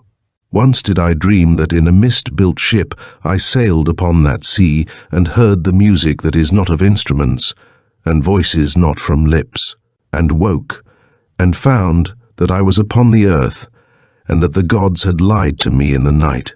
Into this sea from fields of battle and cities come down the rivers of lives, and ever the gods have taken onyx cups, and far and wide into the worlds again have flung the souls out of the sea, that each soul may find a prison in the body of a man with 5 small windows closely barred, and each one shackled with forgetfulness. But all the while the light on the mountain grows, and none may say what work the god that shall be born of the sylvan light shall work on the Sea of Souls, when the gods of old are dead and the sea is living still. And answer made the king, Thou that art a prophet of the gods of old, go back and see that those red flames burn more brightly on the altars in the mist, for the gods of old are easy and pleasant gods. And thou canst not say what toil shall vex our souls, when the god of the light on the mountain shall stride along the shore, where bleach the huge bones of the gods of old. And Saman answered, All knowledge is with the king. Then the king called to Enath, bidding him speak concerning the journey of the king. Enath was the prophet that sat at the eastern gate of the temple of Gorandu. There Enath prayed his prayers to all the passers-by, lest ever the gods should go abroad, and one should pass him dressed in mortal guise. And men are pleased as they walk by that eastern gate that Enath should pray to them for fear that they be gods. So men bring gifts to Enath in the eastern gate. And Enath said, All knowledge is with the king. When a strange ship comes to anchor in the air outside thy chamber window, thou shalt leave thy well-kept garden, and it shall become a prey to the nights and days, and be covered again with grass. But going aboard, thou shalt set sail over the sea of time, and well shall the ship steer through the many worlds, and still sail on. If other ships shall pass thee on the way, and hail thee, saying, From what port? Thou shalt answer them, From earth. And if they ask thee, Whither bound? Then thou shalt answer, The end. Or thou shalt hail them, saying, From what port? And they shall answer, From the end called also the beginning, and bound to earth. And thou shalt sail away till like an old sorrow dimly felt by happy men, the worlds shall gleam in the distance like one star. And as the star pales thou shalt come to the shore of space, where aeons rolling shorewards from time's sea shall lash up centuries to foam away in years. There lies the centre garden of the gods, facing full seawards. All around lie songs that on earth were never sung, fair thoughts not heard among the worlds, dream pictures never seen that drifted over time without a home till at last the eons swept them onto the shore of space. And in the centre garden of the gods bloom many fancies. Therein once some souls were playing, where the gods walked up and down and to and fro, and a dream came in more beauteous than the rest on the crest of a wave of time, and one soul going downward to the shore clutched at the dream and caught it. Then over the dreams and stories and old songs that lay on the shore of space the hours came sweeping back, and the centuries caught that soul and swirled him with his dream far out to the sea of time. And the aeons swept him earthwards, and cast him into a palace with all the might of the sea, and left him there with his dream. The child grew to a king and still clutched at his dream till the people wondered and laughed. Then, O king, thou didst cast thy dream back into the sea, and time drowned it, and men laughed no more. But thou didst forget that a certain sea beat on a distant shore, and that there was a garden and therein souls. But at the end of the journey that thou shalt take, when thou comest to the shore of space again, thou shalt go up the beach, and coming to a garden gate that stands in a garden wall, shalt remember these things again. For it stands where the hours assail not above the beating of time, far up the shore, and nothing altereth there. So thou shalt go through the garden gate, and hear again the whispering of the souls when they talk low, where sing the voices of the gods. There with kindred souls thou shalt speak as thou didst of yore, and tell them what befell thee beyond the tides of time, and how they took thee, and made of thee a king, so that thy soul found no rest. There in the centre garden thou shalt sit at ease, and watch the gods all rainbow-clad go up and down, and to and fro on the paths of dreams and songs, and shalt not venture down to the cheerless sea. For that which a man loves most is not on this side of time, and all which drifts on its eons is a lure. All knowledge is with the king. Then said the king, Ay, there was a dream once, but time hath swept it away. Then spake Monith, prophet of the temple of Azure that stands on the snow peak of a moon, and said, All knowledge is with the king. Once thou didst set out upon a 1 day's journey riding thy horse, and before thee had gone a beggar down the road, and his name was Yeb. Him thou didst overtake, and when he heeded not thy coming thou didst ride over him. Upon the journey that thou shalt one day take riding upon no horse, this beggar has set out before thee, and is labouring up the crystal steps towards the moon, as a man goeth up the steps of a high tower in the dark. On the moon's edge, beneath the shadow of Mount Angus's, he shall rest a while, and then shall climb the crystal steps again. Then a great journey lies before him before he may rest again, till he come to that star that is called the left eye of Gundo. Then a journey of many crystal steps lieth before him again, with naught to guide him but the light of Omrazu. On the edge of Omrazu shall Yeb tarry long, for the most dreadful part of his journey lieth before him. Up the crystal steps that lie beyond Omrazu he must go, and any that follow, though the howling of all the meteors that ride the sky. For in that part of the crystal space go many meteors up and down, all squealing in the dark, which greatly perplex all travellers. And, if he may see though the gleaming of the meteors, and in spite of their uproar come safely through, he shall come to the star Omrund at the edge of the track of stars. And from star to star along the track of stars, the soul of a man may travel with more ease, and there the journey lies no more straightforward, but curves to the right. Then said King Ibelon, Of this beggar whom my horse smote down, thou hast spoken much, but I sought to know by what road a king should go when he taketh his last royal journey. and what princes and what people should meet him upon another shore. Then answered Monith, All knowledge is with the king. It hath been doomed by the gods, who speak not in jest, that thou shalt follow the soul that thou didst send alone upon its journey, that that soul go not unattended up the crystal steps. Moreover, as this beggar went upon his lonely journey, he dared to curse the king, and his curses lie like a red mist along the valleys and hollows wherever he uttered them. By these red mists, O king, thou shalt track him as a man follows a river by night, until thou shalt fare at last to the land wherein he hath blessed thee, repenting of anger at last. And thou shalt see his blessing lie over the land like a blaze of golden sunshine, illumining fields and gardens. Then said the king, The gods have spoken hard above the snowy peak of this mountain Amun. And Monith said, How a man may come to the shore of space beyond the tides of time I know not, but it is doomed that thou shalt certainly first follow the beggar past the moon, Omrund and Omrazu, till thou comest to the track of stars, and up the track of stars coming towards the right along the edge of it, till thou comest to Ingazi. There the soul of the beggar Yeb sat long, then breathing deep, set off on his great journey earthward adown the crystal steps, straight through the spaces where no stars are found to rest at, following the dull gleam of earth and her fields till he come at last where journeys end and start. Then said King Eberlon, If this hard tale be true, how shall I find the beggar that I must follow when I come again to the earth?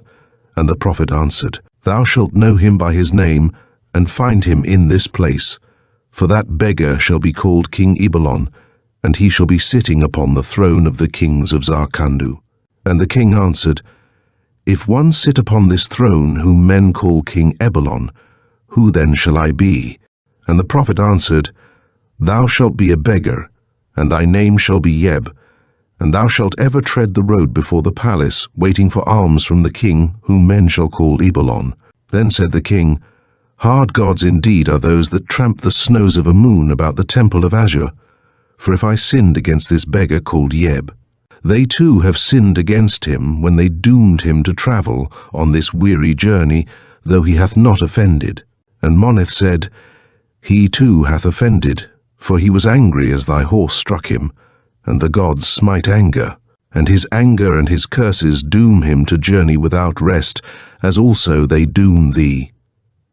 Then said the king, Thou that sittest upon Amun in the temple of Azure, dreaming thy dreams and making prophecies, foresee the ending of this weary quest, and tell me where it shall be. And Monith answered, As a man looks across great lakes, I have gazed into the days to be, and as the great flies come upon 4 wings of gauze to skim over blue waters, so have my dreams come sailing 2 by 2 out of the days to be. And I dreamed that King Eberlon, whose soul was not thy soul, stood in his palace in a time far hence, and beggars thronged the street outside, and among them was Yeb, a beggar, having thy soul. And it was on the morning of a festival, and the king came robed in white, with all his prophets and his seers and magicians, all down the marble steps to bless the land, and all that stood therein as far as the purple hills, because it was the morning of festival. And as the king raised up his hand over the beggars' heads to bless the fields and rivers and all that stood therein, I dreamed that the quest was ended. All knowledge is with the king. Evening darkened, and above the palace domes gleamed out the stars, where unhappily others missed the secret too. And outside the palace in the dark, they that had borne the wine in jewelled cups mocked in low voices at the king, and at the wisdom of his prophets. Then spake Yinar, called the prophet of the crystal peak, for there rises Amanath above all that land, a mountain whose peak is crystal, and Yinar beneath its summit hath his temple. And when day shines no longer on the world, Amanath takes the sunlight and gleams afar as a beacon in a bleak land lit at night. And at the hour when all faces are turned on Amanath, Yinar comes forth beneath the crystal peak to weave strange spells, and to make signs that people say are surely for the gods. Therefore it is said in all those lands that Yinar speaks at evening to the gods when all the world is still. And Yinar said, All knowledge is with the king, and without doubt it hath come to the king's ears how certain speech is held at evening on the peak of Amanath. They that speak to me at evening, on the peak, are they that live in a city through whose streets death walketh not. And I have heard it from their elders, that the king shall take no journey. Only from thee the hills shall slip away, the dark woods, the sky, and all the gleaming worlds that fill the night. And the green fields shall go on untrodden by thy feet, and the blue sky ungazed at by thine eyes. And still the rivers shall all run seaward, but making no music in thine ears. And all the old laments shall still be spoken, troubling thee not. And to the earth shall fall the tears of the children of earth, and never grieving thee. Pestilence, heat and cold, ignorance, famine and anger, these things shall grip their claws upon all men as heretofore in fields and roads and cities, but shall not hold thee. But from thy soul, sitting in the old worn track of the worlds when all is gone away, shall fall off the shackles of circumstance, and thou shalt dream thy dreams alone. And thou shalt find that dreams are real where there is naught as far as the rim but only thy dreams and thee. With them thou shalt build palaces and cities resting upon nothing, and having no place in time, not to be assailed by the hours, or harmed by ivy or rust, not to be taken by conquerors, but destroyed by thy fancy, if thou dost wish it so, or by thy fancy rebuilded. And naught shall ever disturb these dreams of thine, which here are troubled and lost by all the happenings of earth, as the dreams of one who sleeps in a tumultuous city. For these thy dreams shall sweep outward like a strong river, over a great waste plain wherein are neither rocks nor hills to turn it. Only in that place there shall be no boundaries nor sea, neither hindrance nor end. And it were well for thee that thou shouldst take few regrets into thy waste dominions from the world wherein thou livest. For such regrets, or any memory of deeds ill done, must sit beside thy soul forever in that waste, singing one song always of forlorn remorse, and they too shall be only dreams but very real. There naught shall hinder thee among thy dreams, for even the gods may harass thee no more when flesh and earth and events with which they bound thee shall have slipped away. Then said the king, I like not this grey doom, for dreams are empty. I would see action roaring through the world, and men and deeds. Then answered the prophet, Victory, jewels and dancing but please thy fancy. What is the sparkle of the gem to thee without thy fancy which it allures, and thy fancy is all a dream? Action and deeds and men are naught without dreams and do but fetter them, and only dreams are real, and where thou stayest when the worlds shall drift away, there shall be only dreams. And the king answered, A mad prophet. And Ynar said, A mad prophet, but believing that his soul possesseth all things of which his soul may become aware, and that he is master of that soul. And thou a high-minded king, believing only that thy soul possesseth such few countries as are leaguered by thine armies and the sea, and that thy soul is possessed by certain strange gods of whom thou knowest not. Who shall deal with it in a way whereof thou knowest not? Until a knowledge come to us that either is wrong, I have wider realms, I king, than thee, and hold them beneath no overlords. Then said the king, Thou hast said no overlords. To whom then dost thou speak by strange signs at evening above the world? And Ynar went forward and whispered to the king. And the king shouted, Seize ye this prophet, for he is a hypocrite, and speaks to no gods at evening above the world, but has deceived us with his signs. And Ynar said, Come not near me, or I shall point towards you when I speak at evening upon the mountain, with those that ye know of. Then Ynar went away, and the guards touched him not. Then spake the prophet Thun, who was clad in seaweed and had no temple, but lived apart from men. All his life he had lived on a lonely beach, and had heard forever the wailing of the sea and the crying of the wind in hollows among the cliffs. Some said that having lived so long by the full beating of the sea, and where always the wind cries loudest, he could not feel the joys of other men, but only felt the sorrow of the sea crying in his soul forever. Long ago on the path of stars, midmost between the worlds, there strode the gods of old. In the bleak middle of the worlds they sat, and the worlds went round and round, like dead leaves in the wind at autumn's end, with never a life on one, while the gods went sighing for the things that might not be. And the centuries went over the gods to go where the centuries go, toward the end of things, and with them went the sighs of all the gods as they longed for what might not be. One by one, in the midst of the worlds, fell dead the gods of old, still sighing for the things that might not be, all slain by their own regrets. Only Shimono-Kani, the youngest of the gods, made him a harp out of the heartstrings of all the elder gods, and, sitting upon the path of stars in the middle of things, played upon the harp a dirge for the gods of old. And the song told of all vain regrets and of unhappy loves of the gods in the olden time, and of their great deeds that were to adorn the future years. But into the dirge of Shimono-Kani came voices crying out of the heartstrings of the gods, all sighing still for the things that might not be. And the dirge and the voices crying go drifting away from the path of stars, away from the midst of things, till they come twittering among the worlds, like a great host of birds that are lost by night.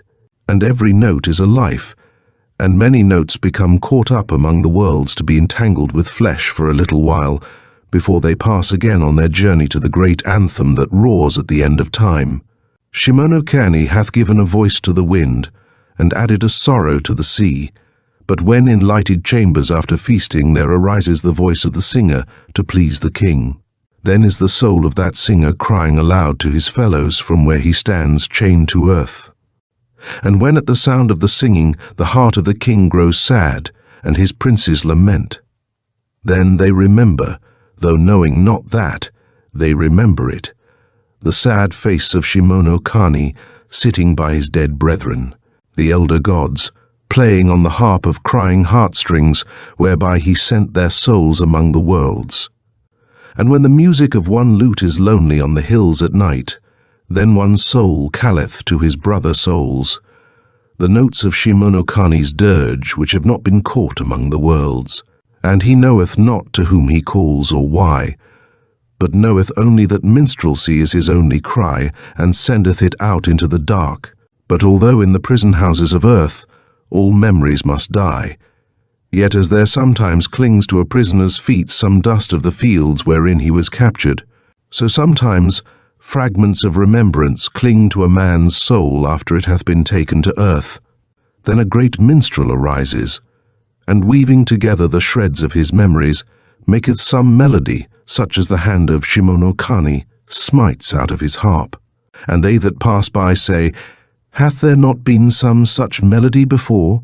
And pass on sad at heart for memories which are not. Therefore, O king, one day the great gates of thy palace shall lie open for a procession, wherein the king comes down to pass through a people, lamenting with lute and drum, and on the same day a prison door shall be opened by relenting hands, and one more lost note of Shimono-Kani's dirge shall go back to swell his melody again.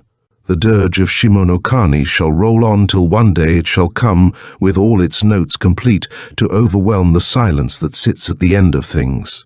Then shall Shimono-Kani say to his brethren's bones, the things that might not be have at last become. But very quiet shall be the bones of the gods of old, and only their voices shall live which cried from the harp of heartstrings for the things which might not be. When the caravans, saying farewell to Zandara, set out across the waste northwards towards Ainundu, they follow the desert track for 7 days, before they come to water, where Shuba-Onath rises black out of the waste, with a well at its foot and herbage on its summit. On this rock Prophet hath his temple, and is called the Prophet of Journeys, and hath carven in a southern window smiling along the camel track all gods that are benignant to caravans.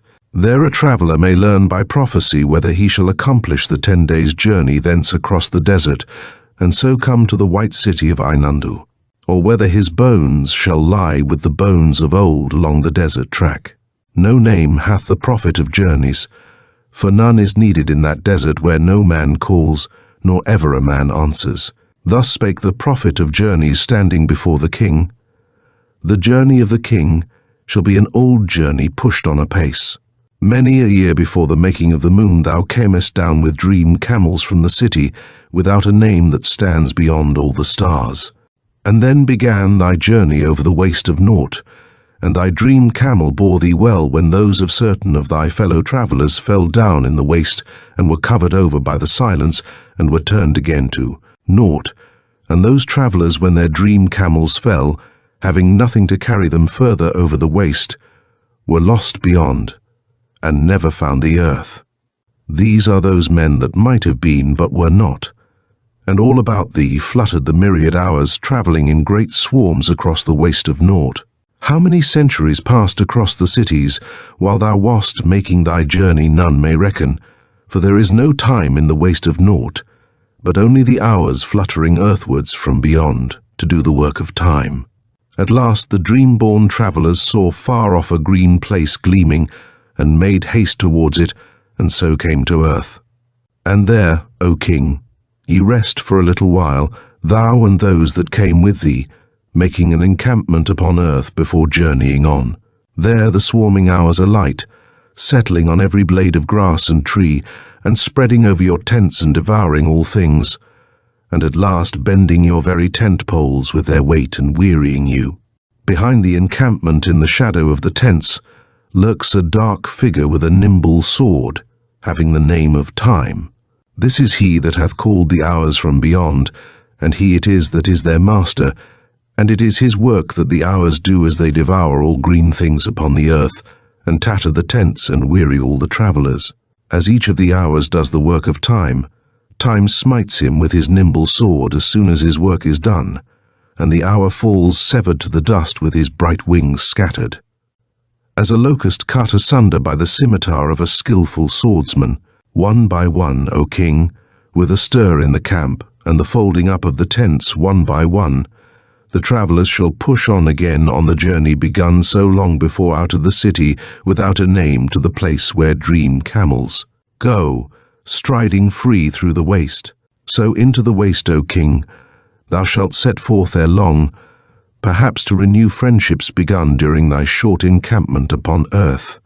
Other green places thou shalt meet in the waste, and thereon shalt encamp again, until driven thence by the hours. What prophet shall relate how many journeys thou shalt make, or how many encampments? But at last thou shalt come to the place of the resting of camels, and there shall gleaming cliffs that are named the ending of journeys lift up out of the waste of naught, naught at their feet, naught laying wide before them, with only the glint of worlds far off to illumine the waste. One by one, on tired dream camels, the travellers shall come in, and going up the pathway through the cliff in that land of the resting of camels, shall come on the city of ceasing. There, the dream-wrought pinnacles and the spires that are builded of men's hopes shall rise up real before thee, seen only hitherto as a mirage in the waste. So far, the swarming hours may not come, and far away among the tents shall stand the dark figure with the nimble sword. But in the scintillant streets, under the song-built abodes of the last of cities, thy journey, O king, shall end. In the valley beyond Sidono there lies a garden of poppies, and where the poppies' heads are all aswing with summer breezes that go up the valley, there lies a path well strewn with ocean shells. Over Sidono's summit, the birds come streaming to the lake that lies in the valley of the garden, and behind them rises the sun sending Sidono's shadow as far as the edge of the lake. And down the path of many ocean shells, when they begin to gleam in the sun, every morning walks an aged man clad in a silken robe with strange devices woven. A little temple where the old man lives stands at the edge of the path. None worship there, for Zornadu, the old prophet, hath forsaken men to walk among his poppies. For Zornadu hath failed to understand the purport of kings and cities, and the moving up and down of many people to the tune of the clinking of gold. Therefore hath Zornadu gone far away from the sound of cities, and from those that are ensnared thereby, and beyond Sidono's mountain hath come to rest, where there are neither kings nor armies, nor bartering for gold, but only the heads of the poppies that sway in the wind together, and the birds that fly from Sidono to the lake, and then the sunrise over Sidono's summit, and afterwards the flight of birds out of the lake and over Sidono again, and sunset behind the valley, and high over lake and garden the stars that know not cities. There Zornadu lives in his garden of poppies, with Sidono standing between him and the whole world of men.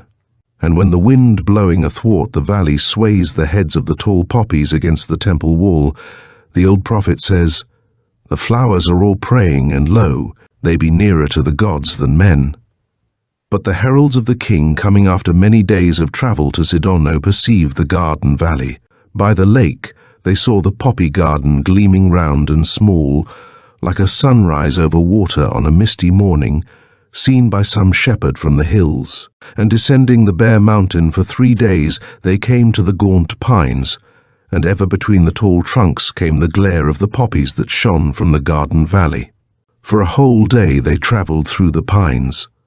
That night a cold wind came up the garden valley, crying against the poppies. Lo, in his temple, with a song of exceeding grief, Zornadu in the morning made a dirge for the passing of poppies, because in the night time there had fallen petals that might not return or ever come again into the garden valley. Outside the temple on the path of ocean shells the heralds halted and read the names and honours of the king, and from the temple came the voice of Zornadu still singing his lament. But they took him from his garden because of the king's command, and down his gleaming path of ocean shells, and away up Sidono, and left the temple empty with none to lament, when silken poppies died. And the will of the wind of the autumn was wrought upon the poppies, and the heads of the poppies that rose from the earth went down to the earth again, as the plume of a warrior smitten in a heathen fight far away, where there are none to lament him. Thus out of his land of flowers went Zornadu, and came perforce into the lands of men, and saw cities, and in the cities' midst stood up before the king. And the king said, "Zornadu, what of the journey of the king and of the princes and the people that shall meet me?" Zornadu answered, "I know naught of kings, but in the night time the poppy made his journey a little before dawn.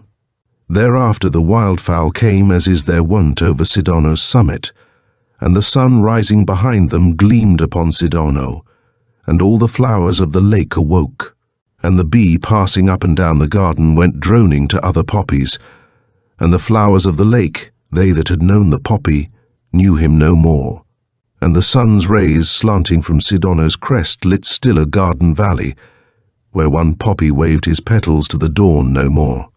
And I, O king, that down a path of gleaming ocean shells walk in the morning, found not, nor have since found, that poppy again, that hath gone on the journey whence there is not returning, out of my garden valley.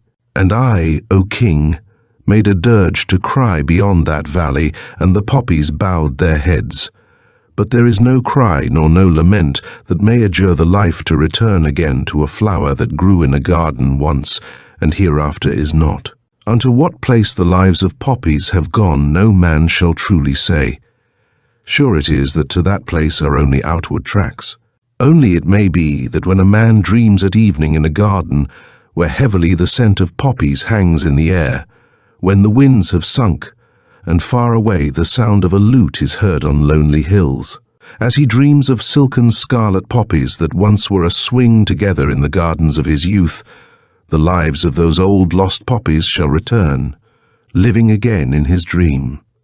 So there may dream the gods, and through the dreams of some divinity reclining in tinted fields above the morning, we may haply pass again, although our bodies have long swirled up and down the world with other dust.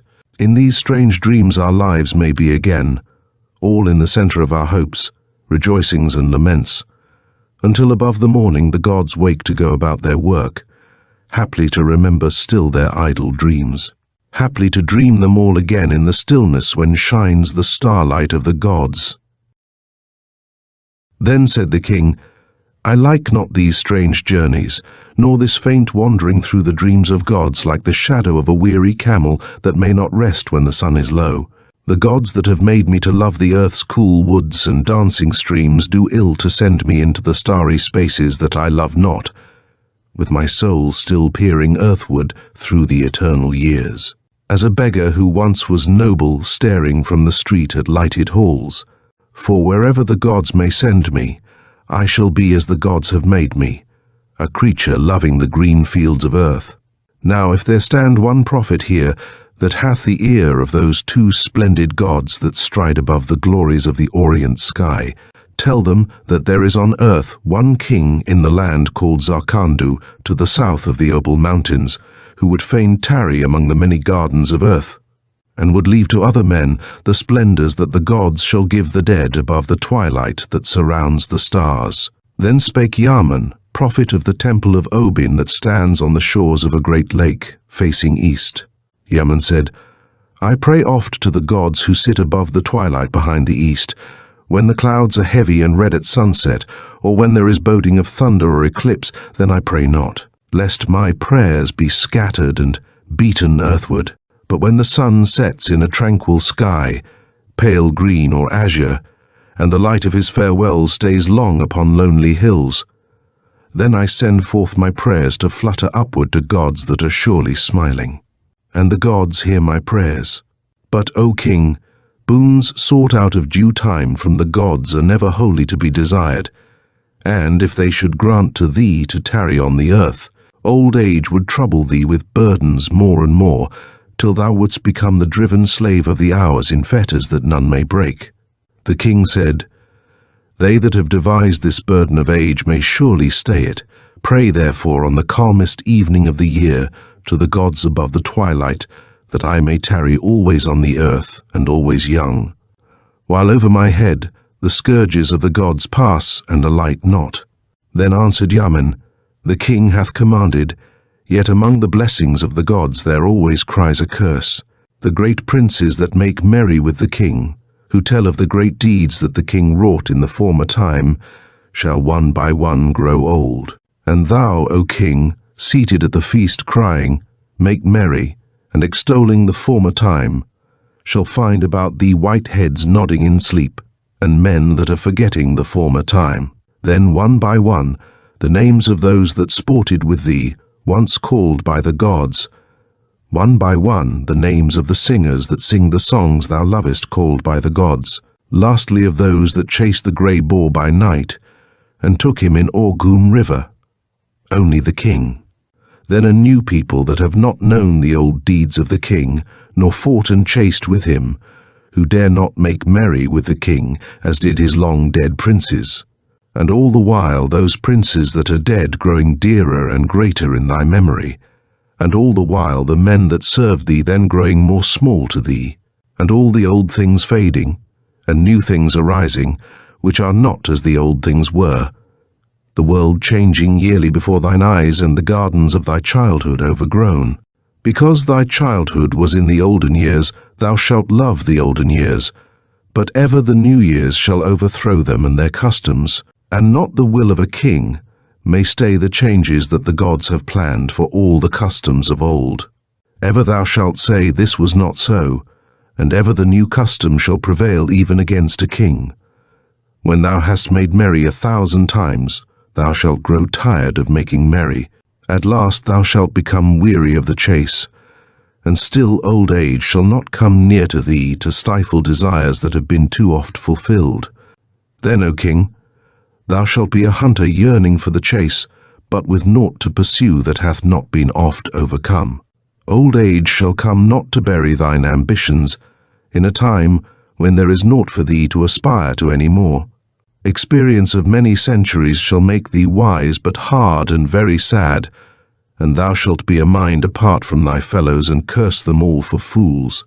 And they shall not perceive thy wisdom, because thy thoughts are not their thoughts, and the gods that they have made are not the gods of the olden time. No solace shall thy wisdom bring thee, but only an increasing knowledge that thou knowest naught, and thou shalt feel as a wise man in a world of fools, or else as a fool in a world of wise men. when all men feel so sure and ever thy doubts increase, when all that spake with thee of thine old deeds are dead, those that saw them not shall speak of them again to thee, till one speaking to thee of thy deeds of valour add more than even a man should when speaking to a king, and thou shalt suddenly doubt whether these great deeds were, and there shall be none to tell thee, only the echoes of the voices of the gods still singing in thine ears when long ago they called the princes that were thy friends.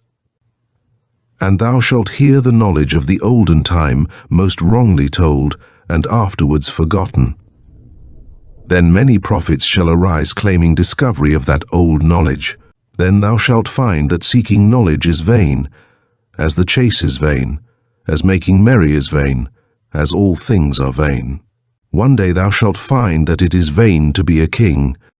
Greatly then will the acclamations of the people weary thee, till the time when people grow weary of kings.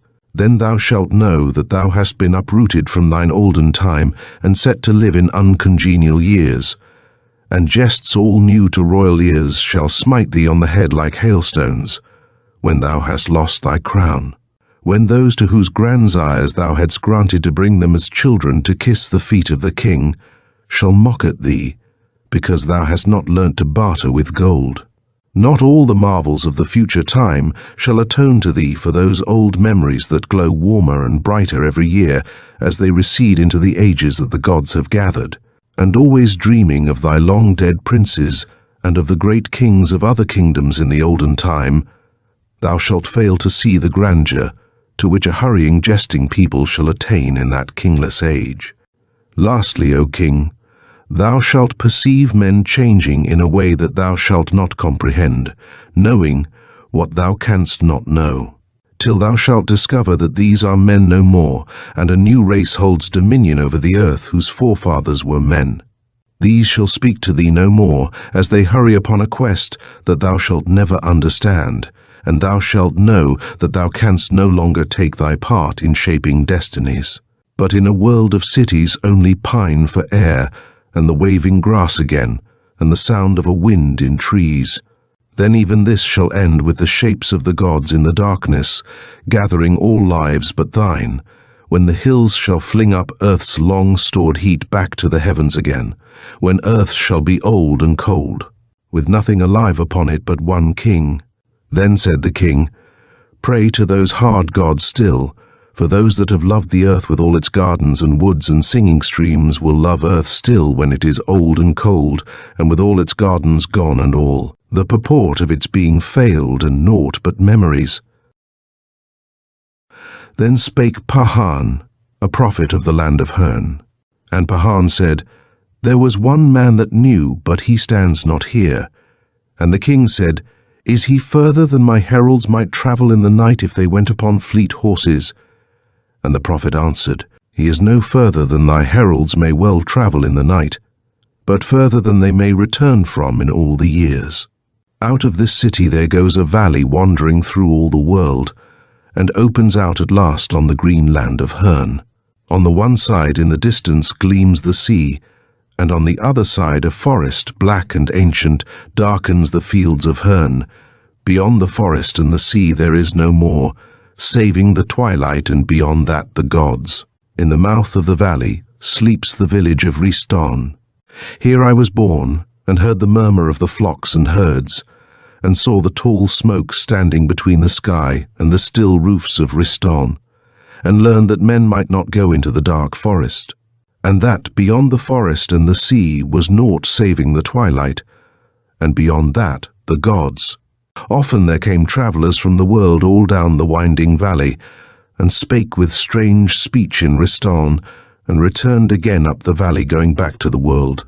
Sometimes with bells and camels and men running on foot, kings came down the valley from the world, but always the travellers returned by the valley again, and none went further than the land of Hern. And Kithneb also was born in the land of Hern, and tended the flocks with me.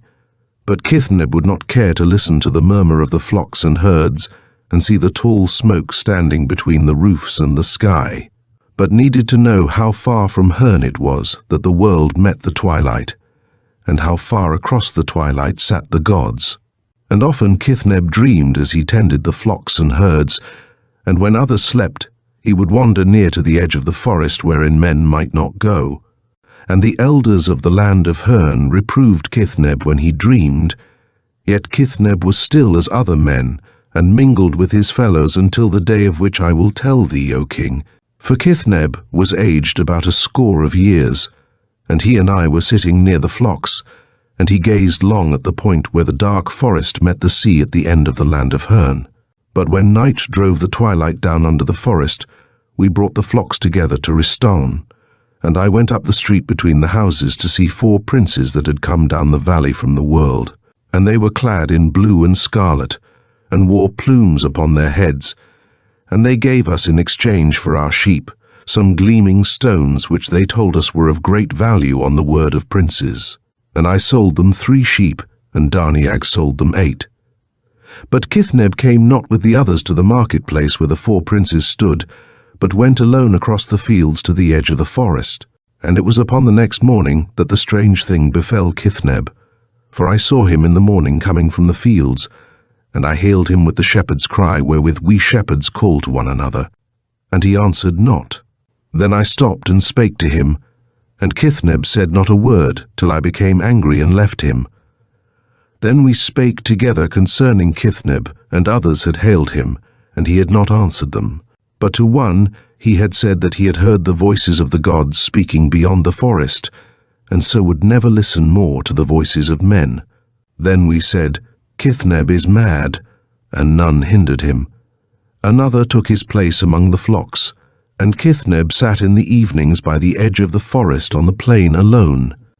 So Kithneb spake to none for many days, but when any forced him to speak, he said that every evening he heard the gods when they came to sit in the forest from over the twilight and sea, and that he would speak no more with men. But as the months went by, men in Ristane came to look on Kithneb as a prophet, and we were wont to point to him when strangers came down the valley from the world, saying, Here in the land of Hurn we have a prophet such as you have not among your cities, for he speaks at evening with the gods.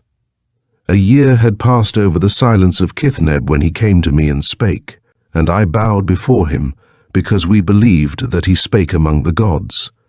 And Kithneb said, I will speak to thee before the end, because I am most lonely. For how may I speak again with men and women in the little streets of Ristane among the houses, when I have heard the voices of the gods singing above the twilight? But I am more lonely than ever, Ristane wots of. For this I tell thee, when I hear the gods I know not what they say. Well indeed I know the voice of each, for ever calling me away from contentment. Well I know their voices as they call to my soul and trouble it. I know by their tone when they rejoice, and I know when they are sad, for even the gods feel sadness. I know when over fallen cities of the past, and the curved white bones of heroes they sing the dirges of the gods' lament. But alas, their words I know not, and the wonderful strains of the melody of their speech beat on my soul and pass away unknown. Therefore I travelled from the land of Hurn till I came to the house of the prophet Arnin-Yo, and told him that I sought to find the meaning of the gods. And Arnin-Yo told me to ask the shepherds concerning all the gods, for what the shepherds knew it was meet for a man to know, and beyond that, knowledge turned into trouble. But I told Arnin-Yo that I had heard myself the voices of the gods, and knew that they were there beyond the twilight, and so could never more bow down to the gods that the shepherds made from the red clay which they scooped with their hands out of the hillside. Then said Arnin-Yo to me, Natheless forget that thou hast heard the gods, and bow down again to the gods of the red clay that the shepherds make, and find thereby the ease that the shepherds find, and at last die, remembering devoutly the gods of the red clay that the shepherds scooped with their hands out of the hill. For the gifts of the gods that sit beyond the twilight and smile at the gods of clay are neither ease nor contentment. And I said, The god that my mother made out of the red clay that she had got from the hill, fashioning it with many arms and eyes as she sang me songs of its power, and told me stories of its mystic birth. This god is lost and broken, and ever in my ears is ringing the melody of the gods. And Arnin said, If thou wouldst still seek knowledge, know that only those that come behind the gods may clearly know their meaning, and this thou canst only do by taking ship and putting out to sea from the land of Herne and sailing up the coast towards the forest. There the sea cliffs turn to the left or southward, and full upon them beats the twilight from over the sea, and there thou mayest come round behind the forest. Here where the world's edge mingles with the twilight the gods come in the evening, and if thou canst come behind them, thou shalt hear their voices clear, beating full seaward, and filling all the twilight with sound of song. And thou shalt know the meaning of the gods. But where the cliffs turn southward, there sits behind the gods Brimdono, the oldest whirlpool in the sea, roaring to guard his masters. Him the gods have chained for ever to the floor of the twilit sea, to guard the door of the forest that lieth above the cliffs. Hear then, if thou canst hear the voices of the gods as thou hast said, thou wilt know their meaning clear, but this will profit thee little when Brimdono drags thee down and all thy ship. Thus spake Kithneb to me, but I said, O Kithneb, forget those whirlpool-guarded gods beyond the forest, and if thy small god be lost, thou shalt worship with me the small god that my mother made. Thousands of years ago he conquered cities, but is not any longer an angry god. Pray to him, Kithneb, and he shall bring thee comfort and increase to thy flocks and a mild spring, and at the last a quiet ending for thy days. But Kithneb heeded not, and only bade me find a fisher ship, and men to row it. So on the next day we put forth from the land of Herne in a boat that the fisher folk use. And with us came 4 of the fisher folk who rowed the boat, while I held the rudder. But Kithneb sat and spake not in the prow. And we rowed westward up the coast, till we came at evening, where the cliffs turned southward, and the twilight gleamed upon them, and the sea. There we turned southwards, and saw at once Brimdono. And as a man tears the purple cloak of a king slain in battle to divide it with other warriors, Brimdono tore the sea, and ever around and around him with a gnarled hand, Brimdono whirled the sail of some adventurous ship, the trophy of some calamity wrought in his greed for shipwreck long ago, where he sat to guard his masters from all who fare on the sea. And ever one far-reaching empty hand swung up and down, so that we durst go no nearer. Only Kithneb neither saw Brimdono nor heard his roar, and when we would go no further bade us lower a small boat with oars out of the ship. Into this boat Kithneb descended, not heeding words from us, and onward rowed alone.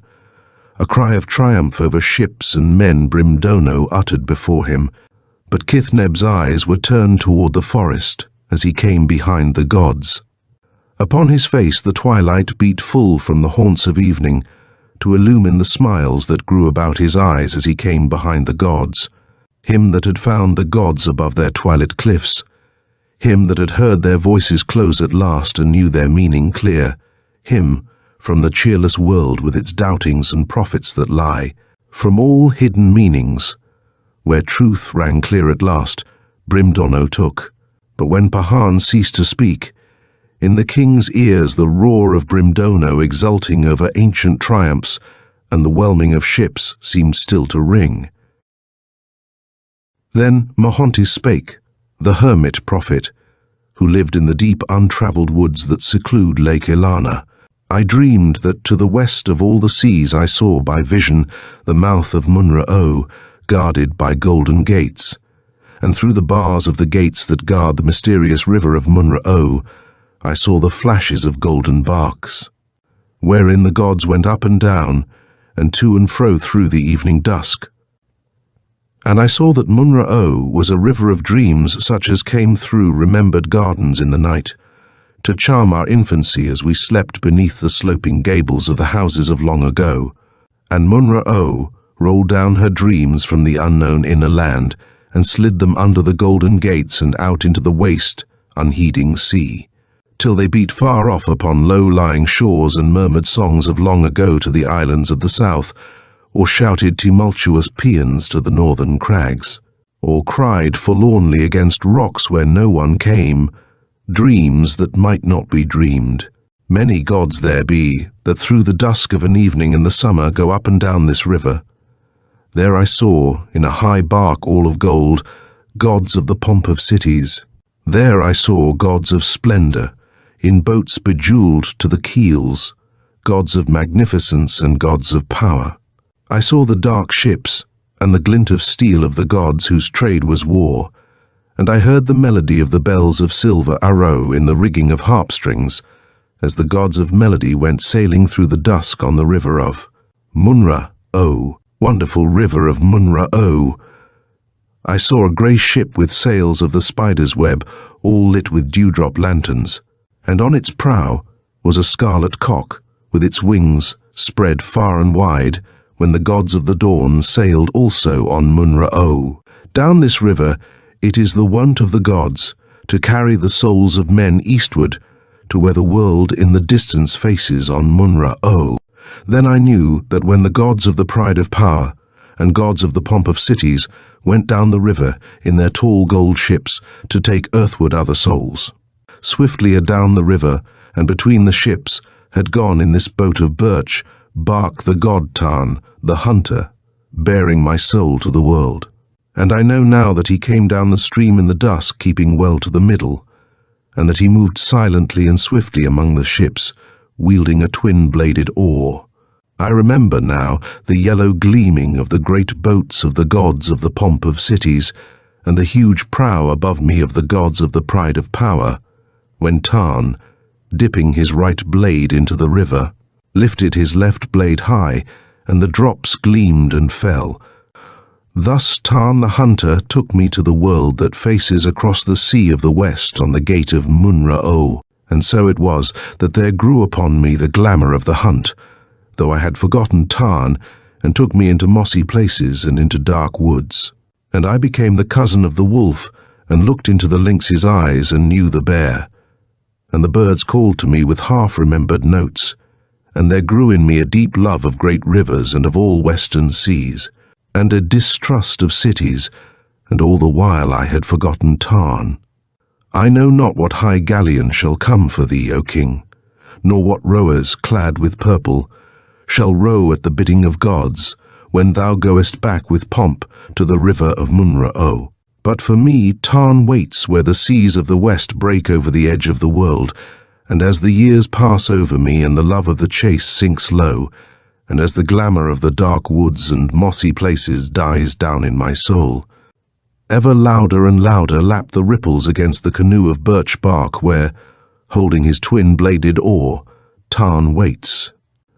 But when my soul hath no more knowledge of the woods nor kindred any longer with the creatures of the dark, and when all that Tarn hath given it shall be lost, then Tarn shall take me back over the western seas, where all the remembered years lie floating idly a-swing with the ebb and flow, to bring me again to the river of Munra-O.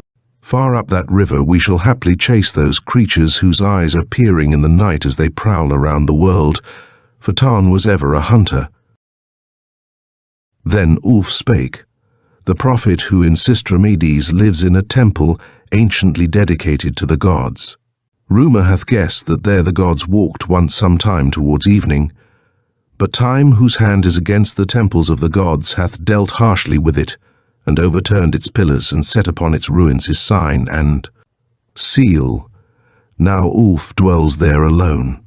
And Ulf said, There sets, O king, a river outward from earth, which meets with a mighty sea, whose waters roll through space, and fling their billows on the shores of every star. These are the river and the sea of the tears of men. And the king said, Men have not written of this sea. And the prophet answered, Have not tears enough burst in the night time out of sleeping cities? Have not the sorrows of 10,000 homes sent streams into this river when twilight fell, and it was still, and there was none to hear? Have there not been hopes, and were they all fulfilled? Have there not been conquests and bitter defeats? And have not flowers, when spring was over, died in the gardens of many children?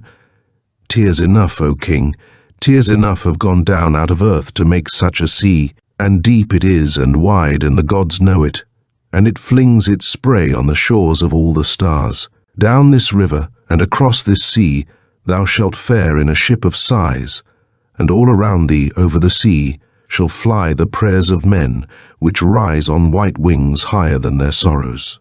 Sometimes perched in the rigging, sometimes crying around thee, shall go the prayers that availed not to stay thee in Zarkandu. Far over the waters, and on the wings of the prayers beats the light of an inaccessible star. No hand hath touched it, none hath journeyed to it. It hath no substance, it is only a light. It is the star of hope, and it shines far over the sea and brightens the world. It is naught but a light, but the gods gave it. Led only by the light of this star, the myriad prayers that thou shalt see all around thee fly to the hall of the gods.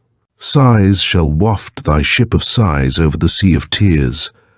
Thou shalt pass by islands of laughter and lands of song lying low in the sea, and all of them drenched with tears flung over their rocks by the waves of the sea, all driven by the sighs. But at last thou shalt come with the prayers of men to the great hall of the gods, where the chairs of the gods are carved of onyx, grouped round the golden throne of the eldest of the gods. And there, O king, hope not to find the gods, but reclining upon the golden throne, wearing a cloak of his master's, thou shalt see the figure of Time with blood upon his hands, and loosely dangling from his fingers a dripping sword, and spattered with blood but empty shall stand the onyx chairs. There he sits on his master's throne, dangling idly his sword, or with it flicking cruelly at the prayers of men that lie in a great heap bleeding at his feet. For a while, O king, the gods had sought to solve the riddles of Time. For a while they made him their slave, and Time smiled and obeyed his masters. For a while, O king, for a while. He that hath spared nothing hath not spared the gods, nor yet shall he spare thee. Then the king spake dolefully in the hall of kings, and said, May I not find at last the gods, and must it be that I may not look in their faces at the last to see whether they be kindly? They that have sent me on my earthward journey I would greet on my returning, if not as a king coming again to his own city, yet as one who, having been ordered, had obeyed, and obeying had merited something of those for whom he toiled. I would look them in their faces, O prophet, and ask them concerning many things, and would know the wherefore of much. I had hoped, O prophet, that those gods that had smiled upon my childhood, whose voices stirred at evening in gardens when I was young, would hold dominion still when at last I came to seek them. O prophet, if this is not to be, make you a great dirge for my childhood's gods, and fashion silver bells, and, setting them mostly a-swing amidst such trees as grew in the garden of my childhood, sing you this dirge in the dusk, and sing it when the low moth flies up and down and the bat first comes peering from her home. Sing it when white mists come rising from the river, when smoke is pale and grey, while flowers are yet closing, ere voices are yet hushed. Sing it while all things yet lament the day, or ever the great lights of heaven come blazing forth, and night with her splendours takes the place of day. For, if the old gods die, let us lament them, or ever new knowledge comes, while all the world still shudders at their loss. For at the last, O prophet, what is left? Only the gods of my childhood dead, and only Time striding large and lonely through the spaces, chilling the moon, and paling the light of stars, and scattering earthward out of both his hands the dust of forgetfulness over the fields of heroes and smitten temples of the older gods. But when the other prophets heard with what doleful words the king spake in the hall, they all cried out, It is not as Ulf has said, but as I have said, and I. Then the king, but down in the city, in a street between the houses, stood grouped together they that were wont to dance before the king, and they that had borne his wine in jewelled cups. Long they had tarried in the city, hoping that the king might relent, and once again regard them with kindly faces, calling for wine and song. The next morning they were all to set out in search of some new kingdom, and they were peering between the houses and up the long grey street to see for the last time the palace of King Eberlon. And pattering leaves, the dancer cried, Not any more at all shall we drift up the carven hall to dance before the king. He that now watches the magic of his prophets will behold no more the wonder of the dance, and among ancient parchments, strange and wise. He shall forget the swirl of drapery when we swing together through the dance of the myriad steps. And with her were sylvan fountain, and summer lightning, and dream of the sea, each lamenting that they should dance no more to please the eyes of the king.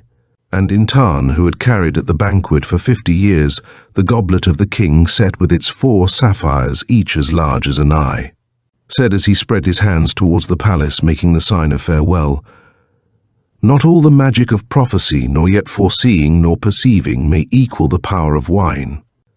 Through the small door in the king's hall one goes by 100 steps, and many sloping corridors into the cool of the earth, where lies a cavern vaster than the hall. Therein, curtained by the spider, repose the casks of wine that are wont to gladden the hearts of the kings of Zarkundu.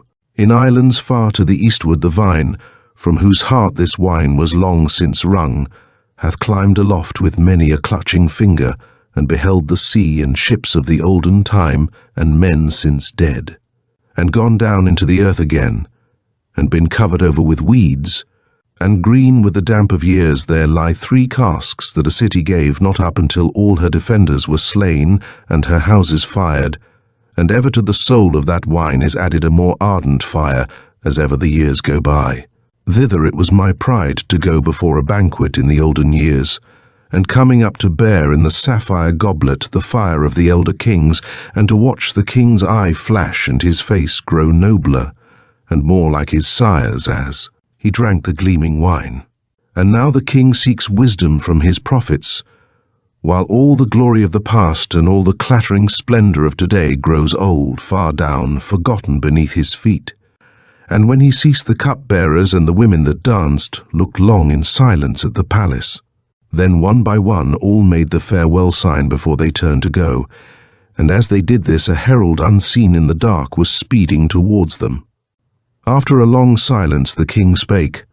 "Prophets of my kingdom," he said, "you have not prophesied alike, and the words of each prophet condemn his fellow's words, so that wisdom may not be discovered among prophets.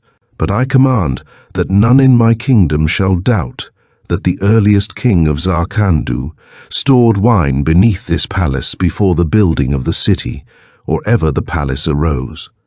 And I shall cause commands to be uttered for the making of a banquet at once within this hall, so that ye shall perceive that the power of my wine is greater than all your spells, and dancing more wondrous than prophecy." The dancers and the wine-bearers were summoned back, and as the night wore on a banquet was spread and all the prophets bidden to be seated, Saman, Inath, Monith, Inathun, the prophet of journeys, Zornadu, Yamin, Pehan, Ilana, Ulf, and one that had not spoken nor yet revealed his name, and who wore his prophet's cloak across his face. And the prophets feasted as they were commanded, and spake as other men spake, save he whose face was hidden, who neither ate nor spake. Once he put out his hand from under his cloak, and touched a blossom among the flowers upon the table, and the blossom fell. And pattering leaves came in and danced again, and the king smiled, and pattering leaves was happy, though she had not the wisdom of the prophets. And in and out, in and out, in and out, among the columns of the hall, went summer lightning in the maze of the dance. And Sylvan Fountain bowed before the king, and danced and danced and bowed again. And old Intarn went to and fro from the cavern to the king gravely through the midst of the dancers, but with kindly eyes. And when the king had often drunk of the old wine of the elder kings, he called for Dream of the Sea and bade her sing.